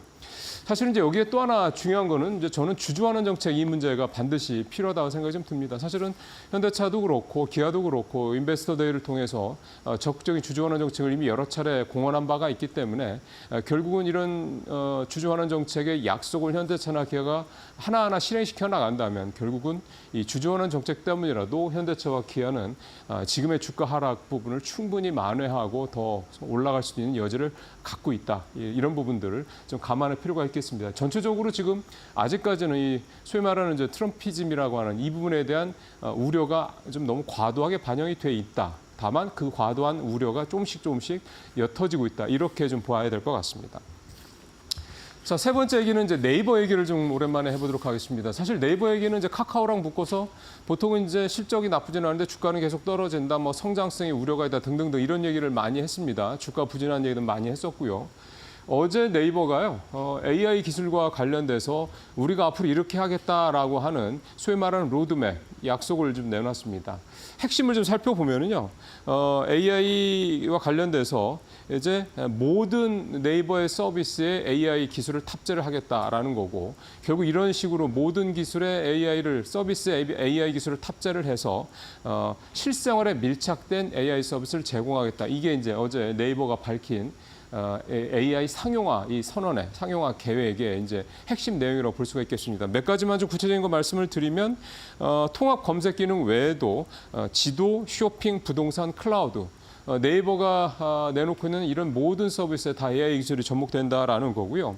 이를 위해서 매년 20에서 25% 정도 매출에 이런 나오는 금액을 그러니까 매출의 4분의 1 정도를 R&D, AI 관련 R&D에 투자하겠다는 거는 물론 뭐 빅테크에 비하면은 현저하게 뭐 적은 거라고 볼 수는 있겠습니다. 우리 입장에서 봤을 때는 굉장히 큰 금액이 될 겁니다. 이런 부분들 얘기를 좀 했고요. 저는 좀 여러 가지 중에서 눈에 띄는 게 내년 상반기에 AI 쇼핑 앱을 이제 출시하겠다라는 부분이 좀 두드러지게 눈에 띕니다. 생성의 AI 기반으로 이제 AI 쇼핑 추천 이런 서비스가 들어가고 또 쇼폼이나 블로그 같은 거, 그러니까 고객이 쇼핑을 할 때 도움이 될 만한 이런 다양한 정보들을 AI를 동원해서 이제 결국 이제 알고리즘 기반이 되겠죠. 이런 걸 이제 지원하겠다는 거고. 또 하나 이제 눈에 띄는 거는 이 배송 서비스까지 이제 토탈로 하겠다라는 거거든요. 주문 이후에 1시간 안에 배송을 하는 이런 지금 배송이라고 이제 브랜드 이름을 줬더군요. 이런 서비스 출시하겠다. 만약에 네이버에서 지금 아시는 것처럼 네이버 쇼핑에서 이 이커머스 상태로 이제 이 거래가 되는 게 사실은 뭐 쿠팡이랑 비교했을 때 뭐 큰 차이가 없죠. 상당히 좀 큽니다. 근데 이게 만약에 이제 이렇게 지금 배송처럼 이렇게 빠른 배송을 하게 된다 그러면 결국 이제 이 배송을 누가 담당할 것이냐. 나중에 이제 결국 어떤 회사가 이제 나오게 될 텐데 이제 그 회사도 좀 주목할 필요가 있지 않겠냐 생각이 좀 듭니다. 자, 네이버 주가 차트를 한번 마지막으로 좀 보겠습니다. 네이버 주가 차트는 지난 8월에 한참 좀 좋지 않을 때 15만 1,000원 최저점을 찍고 나서 지금 일단 한 17% 가까이 반등을 한 상태이긴 합니다. 아직 뭐 그 직전 고점을 돌파를 직전에 있는 그런 상황이긴 한데 지금 19만 원까지는 이제 한 2만 원 조금 이제 안 남은 거죠. 그러니까 상당히 좀 근접해 있는 그런 모습인 거고요. 조정이 왔다 갔다 하긴 해도 지금 꾸준히 우상향하는 모습이 좀 눈에 띄게 지금 보이고 계실 겁니다. 결국은 어쨌든 네이버가 이렇게 어제 내놓은 AI 상용화 계획 이런 것들이 시장에서 조금 더 구체화가 되고 시장에 실제 하나하나 어떤 실현이 된다고 그러면 네이버의 주가는 적어도 카카오보다는 좀 더 먼저 정상으로 좀 돌아오지 않겠냐 이런 기대감을 가져볼 만합니다. 자, 마지막은 이제 어제도 말씀드렸던 이 광군제 얘기를 좀 해볼 텐데요. 아직 공식 집계가 나온 상황은 아니긴 합니다만은 아직 공식 집계가 벌써 안 나오는 거 보면 올해는 확실히 예년보다는 조금 좋지 않나라는 그런 좀 예상을 좀 해볼 수 있게 됩니다. 어제 일본의 니온 게이자이 신문에서 중국의 광군제를 이제 평가하는 그런 기사를 어제 오후에 내놨는데 내용을 보면 썩 그렇게 과거 같은 열기를 느낄 수가 없었다. 이게 일단 헤드라인이고. 일단은 여러 가지 이유. 그러니까 알리바바가 보통 3주 정도 광군제 세일을 하는데 올해는 이제 4주, 즉 한 달을 했었고 할인권도 우리 돈 6조 원을 뿌렸는데도 별반 열기가 나타나지 않았다. 이제 이렇게 얘기를 좀 하고 있고요. 이렇게 올해 광군제가 부진한 이유는 일단 첫 번째는 중국의 뭐 내수가 좋지 않다 보니까 민간 소비가 여전히 얼어붙었다는 거 이거를 꺼내들 수가 있겠는데 또 하나는 중국이 지금 올해 경기가 좋지 않다 보니까 연중 내내 이커머스 업체들이 경쟁적으로 할인 행사를 펼쳤다고 합니다. 그러니까 연중 내내 할인하는데 굳이 광군제라고 그래가지고 뭐 특별할 게 없다라는 중국 소비자들의 인식이 반영이 돼 있다 이렇게 좀 볼 수가 있겠고요. 시티그룹에서 이제 전망을 내놨는데 알리바바의 올해 이 광군제 총 거래액이 전년비에 뭐 한 3에서 한 6% 정도 성장을 할 것이다. 그러니까 별반 그렇게 크게 늘지 않을 것이다. 보통 예년에 2배 이상, 2자릿수 이상 성장을 했던 거에 비하면 현저하게 성장률이 좀 떨어질 것이다. 이런 전망도 좀 내놨습니다. 어쨌든 중국은 여러 가지 경기 부양책도 계속 내놓고 있음에도 불구하고 여전히 아직 내수가 살아날 그런 조짐은 나타나고 있지 않다. 이렇게 좀 봐야 될 것 같습니다. 네, 뉴스 브리핑 마치겠습니다.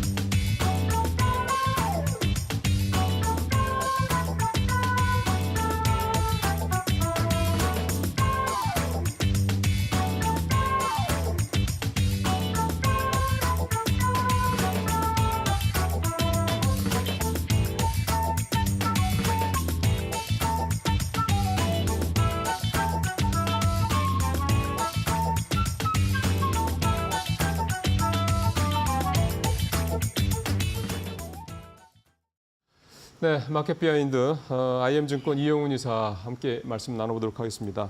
뭐 아까 우리 인사는 했으니까 이제 바로 들어가죠.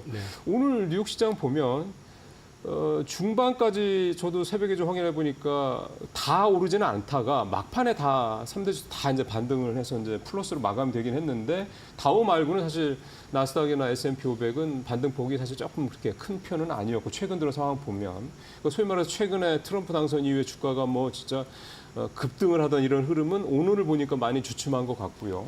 그다음에 또 하나는 기술주들 M7도 오늘은 구글하고 그러니까 알파벳하고 테슬라 빼고는 다 거의 대부분 다 약세였고 그리고 오늘 필라델피아 반도체 지수가 2% 넘게 하락했고 등등등 이렇게 좀 뭔가 좀 변화의 조짐이 보이는 것 같더라고요. 제가 볼 때는 어떻게 보셨습니까? 미증시가 일단 선진 증시라고 우리가 생각을 해왔었는데 네네네. 뭐 이번에 내용을 보면은 사실 미증시나 우리나라나 뭐 약간 사실 따지고 보면은 그 트럼프 트레이딩이라고 하는 것 자체도 우리나라로 얘기하면 대선 테마주처럼 움직이는 그런 느낌도 좀 있고. 대선 테마주로 하니까 확 와닿네요. 네. 그러니까 느낌이 그렇잖아요. 네. 지금 사실 트럼프가 당선이 됐다고 해서 물론 수혜를 볼 수 있고 기대할 수 있는 부분은 충분히 있는데 맞아요. 시장이 한 방향으로 지금 쏠려가고 있잖아요. 네. 지금 최근 증시 상승을 키워드를 딱 갖다 놓고 얘기하라고 그러면 트럼프 그리고 이코르 규제 완화. 그렇죠. 그죠? 그게 당장 나오는 게 뭐냐면 비트코인도 규제 완화 수혜 맞습니다. 쪽이죠. 여기에 더해가지고 금융주도 역시 예, 지금 최근에 굉장히 강조 강하죠. 이제 규제 완화 기대감. 사실 근데 지금 채권 평가서는 엄청나게 많아요. 거기도. 국채금리 올라서 그런 그렇죠. 거죠. 거기에 이제 또 한 가지 얘기를 하라고 그러면 테슬라. 네. 이것도 사실 지금 전기차 이슈가 아니라 계속 말씀드렸던 거지만 자율주행하고 자율주행 쪽이 완전 자율주행 예, 쪽이. 거기에다 이제 스페이스 X와 관련돼 예. 있는 우주에 대한 기대감. 현재는 상장이 안 돼 있으니까 예. 그런 맥락에서 주가가 급등을 하고 있는 거고 시장 자체 전반을 놓고 봤을 때는 좀 뭐 그냥 단순 평가하기가 좀 애매한. 그러니까 우리나라 국장 기준으로 보면은 이건 지나치게 쏠려서 가는 느낌이다. 그러니까 우리나라가 올해 내내 시장이 한쪽으로 쏠려서 간다라는 얘기를 하면서 쏠리다 네. 보니까 한쪽으로 집중해 버리면 나머지 다 빠져버리는 그렇죠. 그런 패턴인데 네. 미장은 그래도 우리나라보다는 수급이 훨씬 좋잖아요. 네. 글로벌 증시로 놓고 봤을 때도 현재 자금이라든지 아니면 수급이라든지 또는 차트상의 어떤 흐름을 놓고 보면은 유로존도 지금 차트는 지금 하향하기 뭐 시작하고 유럽은 있고요. 요즘 안 좋죠. 네, 그 우리나라 뭐 그렇지. 뭐 중국도 뭐 밑에서 좀 중국도 그렇죠. 올라오긴 했지만 뭐 별 적이 예, 없죠. 예, 예. 그러니까 수급적인 측면에서는 그렇게 나쁘진 않지만 그래도 그 미장 역시도 지나치게 한 방향으로 좀 쏠리고 있다. 그래서 이게 지금 세기말이 아니죠. 세기초인데 이게 특징인지 모르겠지만 좀 지나치게 과하게 한 방향으로 좀 쏠리는 느낌 이런 게 좀 많이 보인다. 그래서 미국 장세에 대해서 지금 뭐 말씀드릴 수 있는 부분들은 결국 좋은 게 좋은 거구나라는 생각밖에는 더 뭐 표현하기가 좀 애매한 그런 장세가 지속이 되고 있는 거 아니냐. 그리고 특히 최근에 보면 미장에서 보면 중소형주가 급등을 하고 있거든요. 러셀 그러니까 2000이요? 러셀 2000이 굉장히 급등을 하고 있잖아요. 예. 그러면 이 얘기는 뒤집어 놓고 말씀을 좀 드리면 미장에서도 대형주 쪽, 그러니까 뭐 M7으로 대변되는 그 빅테크 쪽의 움직임이 상대적으로 둔하고 러셀 쪽으로 이제 움직인다라는 건 빅7 쪽은 어쨌든 좀 밸류에이션 상의 부담, 부담, 이런 걸 좀 예. 느끼고 있는 상황인 반면에 그동안에 완전히 소외가 됐었던 러셀 같은 경우는 예. 미국이 관세 장벽 쳐주고 또 트럼프 스타일 자체가 금리 인하를 강제할 것 같은 예, 뉘앙스고 예, 이런 게 같이 맞물려 버리니까 그 기대감이 그쪽으로 쏠리고 있는 거 아니겠느냐. 이제 그렇게 판단을 좀 하고 있기 때문에 지금 장에서는 일단 보유자 영역이고 갖고 계신 분들 또는 이제 그런 분들 같은 경우는 서둘러 팔 필요는 없겠지만은 그 외에 신규 진입하실 분들 같은 경우는 저 개인적으로는 너무 공격적으로 들이댈 장은 아닌 것 같다. 그렇게 보고 있습니다. 예. 아마 오늘 시청자분들께서 아침에 일어나셔서 뉴욕장 마감 상황 보시면서 이제 뭐 업종, 뭐 그다음에 종목들 움직임, 지수 움직임 이런 거 아마 보신 분들은 조금 이제 소위 말씀하신 트럼프 트레이드, 트럼프 이제 어떤 당선 효과 이거는 이제 얼추 이제 약발이 다 해가는 게 아닌가라는 생각이 드실 법해요. 그러니까 지금 사실은 지난주까지만 해도 이제 무조건 다 뭐 이제 국내에서 이제 갖고 있던 거 다 팔아가지고 이제 다 미국으로 가야 되느냐 사실 이런 분위기가 굉장히 지배적이었잖아요. 그러면은 뭐 말씀 나온 김에 아예 우리 시장까지 묶어서 투자 전략적인 측면의 얘기를 아예 한꺼번에 한다고 생각하면 한국장은 사실은 뭐 그동안에도 누차 말씀하셨던 것처럼 사실은 좀 이제 뭐 마땅히 좀 살만한 종목이 눈에 안 보이신다고 하셨었고 미국 시장도 이렇게 된다고 그러면 지금 뭐 추가로 뭐 산다든가 이런 게는 상당히 좀 부담스럽고 그러면은 미국도 그렇고 우리도 그렇고 이제 좀 쉬어야 되는 타임이다라고 봐야 되는 겁니까? 제가 지난주에 출연했을 때 그 미국장을 일단 결과를 보자라고 말씀을 드렸는데 제가 이제 주력으로 많이 갖고 있는 주식이 사실은 테슬라예요. 근데 테슬라는 사실 당선이 안 되고 민주당이 됐을 때 빠지면은 더 담을 생각을 가지고 지켜보고 있었던 건데 그렇죠. 이게 지금 저도 좀 당혹스러울 정도로 좀 주가가 급등을 해가지고 예, 지금 최근 5일 새 40% 올랐어요. 제가 이거 매입한 지 얼마 안 됐는데 지금 수익률 70%까지 나오는 상황이거든요. 지금. 자랑하시는 거죠? 아니요, 그건 아니에요. 저도 지금 이 상황 자체가 당혹스럽다는 말씀을 그런 드리는 거죠. 거거든요. 그러니까 투자를 할 때 제가 100을 전부 다 테슬라를 사는 건 아니잖아요. 그럼요. 예. 그렇기 때문에 이제 그 부분에 대한 딜레마, 미장도 좀 느끼고 있다라는 걸 말씀을 드리는 거고 국장 같은 경우도 지금 사실 보시면 어제 같은 경우 특히 그 삼성전자 주가 급락이 좀 눈에 띄었죠. 어제 신저가 경신했대요. 그리고 제가 장 마감 후에 시간에까지는 확인 안 했습니다만 외국인들 매도세를 보면은 제가 본 게 맞다 그러면 거의 900만 주 팔았던 걸로 저는 기억을 하는데 예. 그 매도세 여파가 지속이 되고 있는 이유가 뭘까에 대해서도 좀 생각을 좀 많이 해야 될 것 같고 네. 이 국장 같은 경우는 사실 기본적으로 베이스를 좋든 싫든 삼성전자의 어떤 주가 흐름 자체가 굉장히 크게 좌우할 수밖에 없는데 그렇죠. 저쪽이 안정이 되지 않는 상황이라고 하면 나머지에서 크게 기대할 수 있는 부분은 좀 제한적이지 않겠느냐라는 생각이 자꾸 들고요. 네. 어제도 종일 시장을 쳐다보면서 고민을 했었지만은 딱히 추격 매수를 하기도 애매하고 오늘 좋다라고 하는 것들 어떻게 조선주 같은 경우도 그렇고 그다음에 이제 뭐 그렇다고 해가지고 여기서 팔아야 되느냐를 놓고 고민을 해볼 때 딱히 지금 여기서 또 추가적으로 매도하기도 좀 애매한 그런 구간에 걸쳐 있다 보니까 저 같은 경우는 지금 8월 이후로 계속해서 현금이 늘어난 상황인데 주식을 좀 편입을 못 하고 있어요. 계속해가지고 그래서 어제 같은 경우도 사실 고민만 하다가 말았었는데 시장 자체는 우리나라 국장의 어떤 모멘텀이 지금 바로 나오기는 쉽지 않다. 예.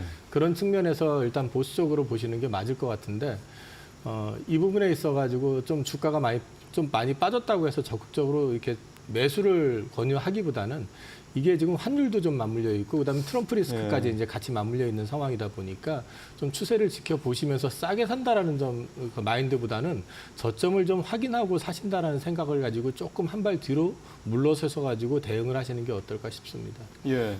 앞서서도 뉴스브리핑에서 말씀을 드렸는데 지난 10월 한 달간 개인 투자들이 매수한 종목들을 살펴보면 상위 10개 종목을 살펴보면 대부분 실적이 3분기 때 생각했던 것보다 시장 컨센보다 좋지 않아서 실적이 이제 차이가 좀 컸던 실적 괴리감이 컸던 이런 종목들을 대부분 매수를 했더라고요. 사실은 종목 하나하나 보면 뭐 삼성전자, 현대차 뭐 다 기라성 같은 종목들이긴 합니다. 근데 실적 예상보다 좋지 않았고 실적 예상보다 좋지 않았던 이유 중에 뭐 환율이나 이런 문제들도 좀 있었던 거고. 그러다 보니까 이제 그거를 개인들은 계속해서 저가 매수로 생각하시고 사시겠죠. 지금 이거 더 안 떨어져. 그런 상황에서 어제 삼성전자는 또 신고가를 또 찍었고 신저가를 또 찍었고. 그런다 그러면 이 저가 매수라는 게 과연 이게 계속해서 이게 저가 매수가 아니라 거의 물타기 수준이 아닌가라는 생각도 좀 들고 그래서 이거는 좀 어떻게 봐야 될까 싶습니다. 투자자분들 성향 자체가 보통 많이 올라가는 건 추격해서 사시지 못하지만은 빠지는 거는 좀 밑에서 좀 사고 싶어 하시는. 그러니까 눈에 익숙한 종목들, 우리가 많이 들어본 종목들, 우리나라 대표 기업이라고 할 만한 회사들 같은 경우는 좀 빠졌으면 사도 되지라는 생각들을 그렇죠. 많이 갖게 되시고 그게 이제 삼성전자 같은 경우는 특히나 대한민국의 어떤 대표 주식이고 그동안에 삼성전자의 어떤 위상이나 이런 걸 알고 있기 때문에 빠지니까 사시고 특히 보면 신용 증가가 그 거래소 같은 경우 지금 최근에 급격하게 늘고 있어요. 신용이요? 네, 신용이 늘고 있는데 그게 상당 부분이 삼성전자로 알고 있거든요. 그러니까 빚을 내서 삼성전자를 산다 이거 아닙니까? 저가 네, 매수를. 그렇습니다. 과거 경험치상으로는 삼성전자가 주가가 많이 빠졌을 때 사면 결국 수익 내더라라는 생각을 가지고 사시는 것 같은데 이제 문제는 이제 계속 제가 삼성전자 관련해 가지고의 딜레마를 말씀을 드려왔었지만은 시장의 평가 자체는 일단은 글로벌 리더십을 상실한 거다 기술적인 측면에서 네. 그 부분에 대한 것들 때문에 적어도 그 돌아서더라도 급하게 돌아서긴 어려울 거다라는 말씀을 계속 드려왔었고 예. 이 부분이 이제 시장에서 어떤 전환점이 나타나기 전까지는 너무 섣불리 대응하셨다가 싸게 산다라고 하신 게 지금 아마도 10% 이상 손실 보신 분들이 많을 거예요. 최근 주가 하락 때문에. 그렇죠. 그러니까 너무 섣불리 들어가시는 것보다는 좀 전체적인 그림을 좀 확인하실 필요가 있겠다라는 말씀을 좀 드리고 싶고 네. 그다음에 최근 증시의 패턴장을 말씀을 앞서도 잠깐 드렸지만은 쏠림이거든요. 네. 뭐가 좋다더라 하면은 지나치게 그쪽으로 편향이 되고 이건 아니되더라 하면 그냥 갖다 버려버리는 그렇죠, 그런 그렇죠. 패턴이 네. 반복이 되고 있기 때문에 지금은 낙폭과대라고 해서 대응하시는 쪽보다는 오히려 우호적인 여건들이 그러니까 이제 제가 말씀드리는 우호적인 여건들이라는 건 단순히 수급상의 우호적인 것뿐만 아니라 올해 실적 대비 내년 실적도 지금 일단 봐야 되거든요. 그렇죠. 내년 실적이 올해보다 더 안 좋을 것 같아라고 판단이 돼버리면은 주가는 여기서 많이 빠졌어도 크게 반등을 못할 거라는 그렇죠. 거죠. 네. 그래서 이제 그런 것들까지 종합적으로 보셔가지고 판단을 하셔야지 단순히 낙폭만 보시고 들어가셨다가는 생각보다 많이 고생하실 가능성이 있다라는 거. 그래서 이게 시장 자체가 과거에는 우리나라가 이랬었습니다. 우리나라뿐만 아니라 글로벌 증시가 그랬었는 게 사이클 산업이라고 그랬잖아요. 네. 그러니까 정상적인 어떤 사이클의 순환이라는 게 좀 이루어지고 했었는데 최근 미장을 놓고 말씀을 드리면은 이게 글로벌 경기 자체가 정상적인 순환 사이클에 의해 가지고 움직이는 거냐 아니면 AI 쪽의 어떤 광풍 네. 열풍에 의해 가지고 특성 섹터가 지금 움직이는 그런 패턴이잖아요. 그러니까 이런 부분이 지속되고 있는 상황에서 과거의 정상적인 어떤 경기 사이클을 예상을 해가지고 대응하시는 거는 생각보다 투자하시는데 많이 힘드실 수도 있을 것 같아요. 그래서 지금은 낙폭과대로 매수 타이밍을 조율하시는 쪽보다는 현 시점 그다음에 다음 해의 어떤 실적 그리고 밸류에이션을 같이 고민을 하셔가지고 대응을 하시는 게 맞지 않을까 싶네요. 지금 근데 트럼프 2기와 관련돼서 나오는 얘기들은 보편 관세 얘기도 있고 보호무역 더 강화한다는 얘기 있고 뭐 중국이랑 더 크게 붙을 것이다라는 얘기도 있고 우리의 이제 주력 수출 지역이 중국, 그다음에 미국, 그다음에 유럽, 뭐 동남아 대략 이런 식인데 유럽도 사실은 네. 앞서 처음에 말씀하셨던 것처럼 좋지 않은 그런 상황이고요. 그러면 사실은 수출을 먹고 사는 나라가 미국 외에는 근데 미국도 뭐 예를 들어서 보편 관세를 뭐 부과한다라고 전제했을 때 일단 지금보다는 가격 경쟁이 떨어질 수밖에 없다라는 거. 현대차나 기아는 그렇게 된다고 그러면은 대략 2조 원 전후에 영업 손실 날 거라고 벌써 얘기가 나오고 있는 상황인데 내년 전망을 좋게 볼 수가 없는 상황 아닙니까? 이렇게 되면 그게 지금 주가에 그대로 반영이 되는 그런 것 거죠. 같습니다. 그러니까 네. 트럼프 당선 이후에 우리나라 국장이 특히 많이 데미지를 받은 이유가 내년을 전망을 하고 이제 해서 봤을 때 우리나라 말씀하신 것처럼 수출 비중이 워낙에 산업 경제 전반에서 차지하는 네. 비중이 크기 때문에 그 데미지를 좀 아무래도 입을 가능성이 높다. 특히 뭐 지금 올해까지 좋았던 현대차도 말씀하셨던 그런 리스크.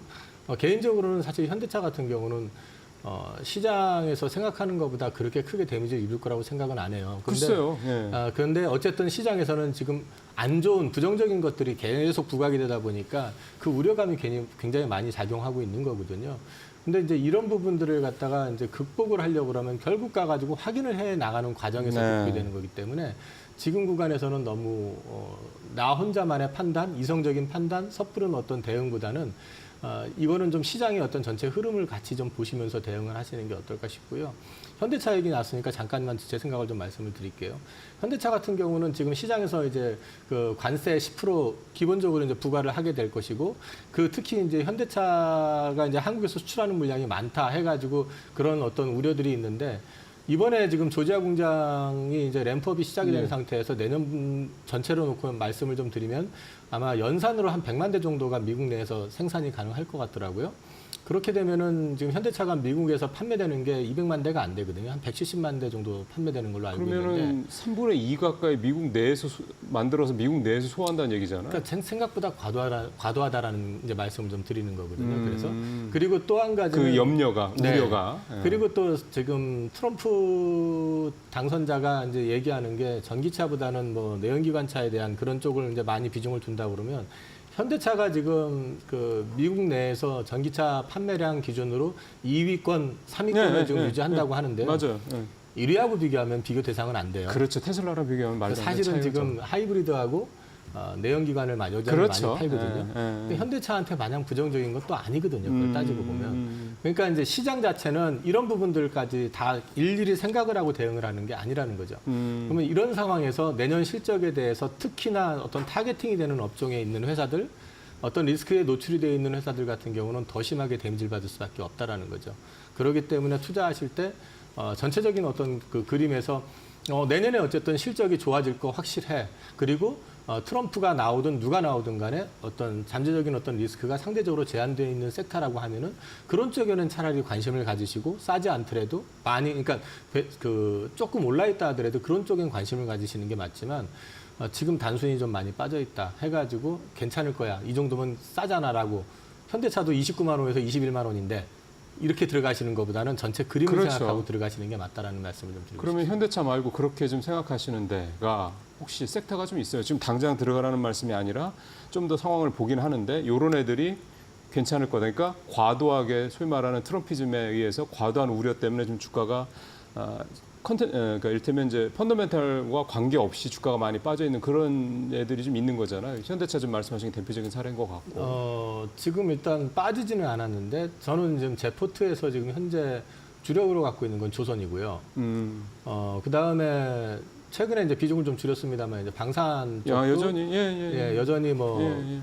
나쁘진 않을 것 같고 그 외에 사실 이제 우리나라에서 주가가 되려고 그러면 반도체가 돼야 되는데 사실은 그 전체적인 어떤 시장 그게 이제 우리 시장을 끌어올리니까. 그걸로 놓고 봤을 땐 그렇기는 한데 반도체 레거시 쪽은 지금 쉽지 않은 상황이기 때문에 결국가 가지고 삼성전자가 HBM 쪽에서 어떤 성과를 빨리 가시화 시켜주느냐 이런 부분들이 일단 하방 리스크를 제어하는 요인이 될 거고 네. 경우에 따라서 삼성전자가 그쪽 시장에서 정말 정상적인 어떤 위상을 되찾아준다고 하면은 그건 오히려 이제 시장 자체를 플러스해 줄 수 있는 요인이 될 수 있을 것 같은데 그거는 아직은 좀 지켜봐야 될 문제인 것 같아서 그게 좀 답답하고 그렇습니다. 예.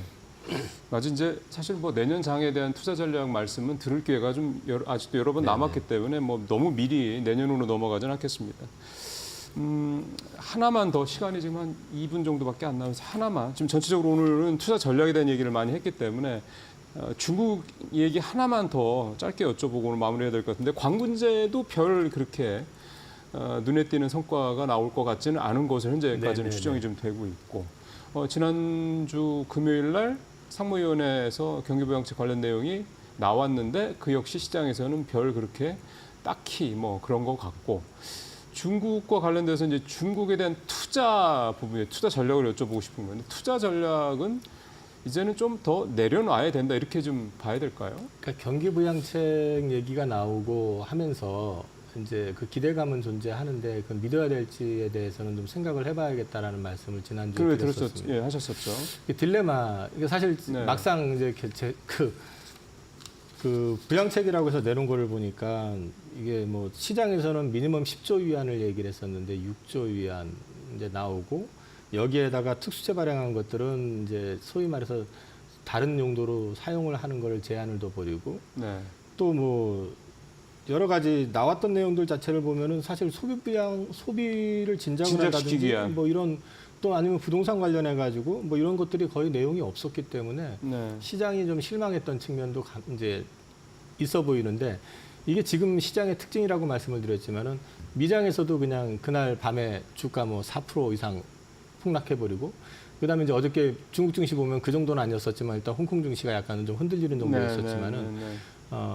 사실 이제 중국 증시 같은 경우는 사실 중국 같은 경우는 사실 살짝의 좀 딜레마는 좀 있는 것 같아요. 그러니까 여태까지 보여준 어떤 경기 부양책 뭐를 해도 제대로 아직까지 안 먹히는 그런 그림이었었기 때문에 이 부분에 대해서는 계속해가지고 우리가 뭐 큰 기대를 갖는 것보다는 좀 진행되는 거 보고 나서 그 다음에 대응을 해도 늦지는 않겠다라는 말씀을 좀 저는 드리겠습니다. 시간이 많지는 않은데 홍콩 ELS 또 사고 나는 거 아니냐는 걱정이 문득 또 들더라고요. 홍콩이 사실은 상해나 선전보다 더 떨어지더라고요. 그래서 그런 부분들에 대한 염려도 좀 돼서 네네네. 사실은 그 부분을 좀 말씀을 드렸습니다. 아직 뭐 사실 이제 홍콩 ELS는 요즘에 옛날만큼 팔지는 않는다고 하는데 그래도 갖고 계신 분들 입장에서 봤을 때는 이게 되게 또 속이 타들어갈 수밖에 없는 부분이어서 예.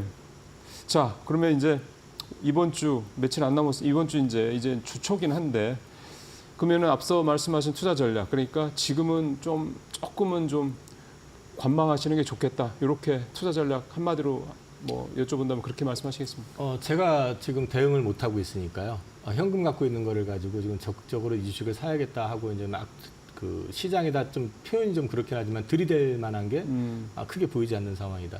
제일 찝찝한 거는 저희가 이제 그 과거 네. 경험을 많이 했었지만 그 경험 가운데서 우리나라만 이렇게 소외가 돼가지고 유난히 빠지는 경우를 본 기억은 IMF 때 빼고는 없거든요. 그렇죠, 그래서 그렇죠. 뭔가 찝찝함이 남아있기 때문에 지금 상황에서는 적극적인 대응보다는 시장을 좀 관망하시면서 바닥에 대한 어떤 그런 그림들을 좀 그려보시면서 천천히 대응을 예. 하셔도 늦지 않을 것 같습니다. 내가 찜찜한 게 있는데 막 뭐 사람들이 한다고 그래서 그걸 따라갔다가 이제 좋지 않은 결과를 보이는 경우가 많기 때문에 이럴 때일수록 내 투자 전략, 내 어떤 투자 방법 이 부분에 좀 더 천착할 필요가 있겠다라는 말씀을 좀 이해가 됩니다.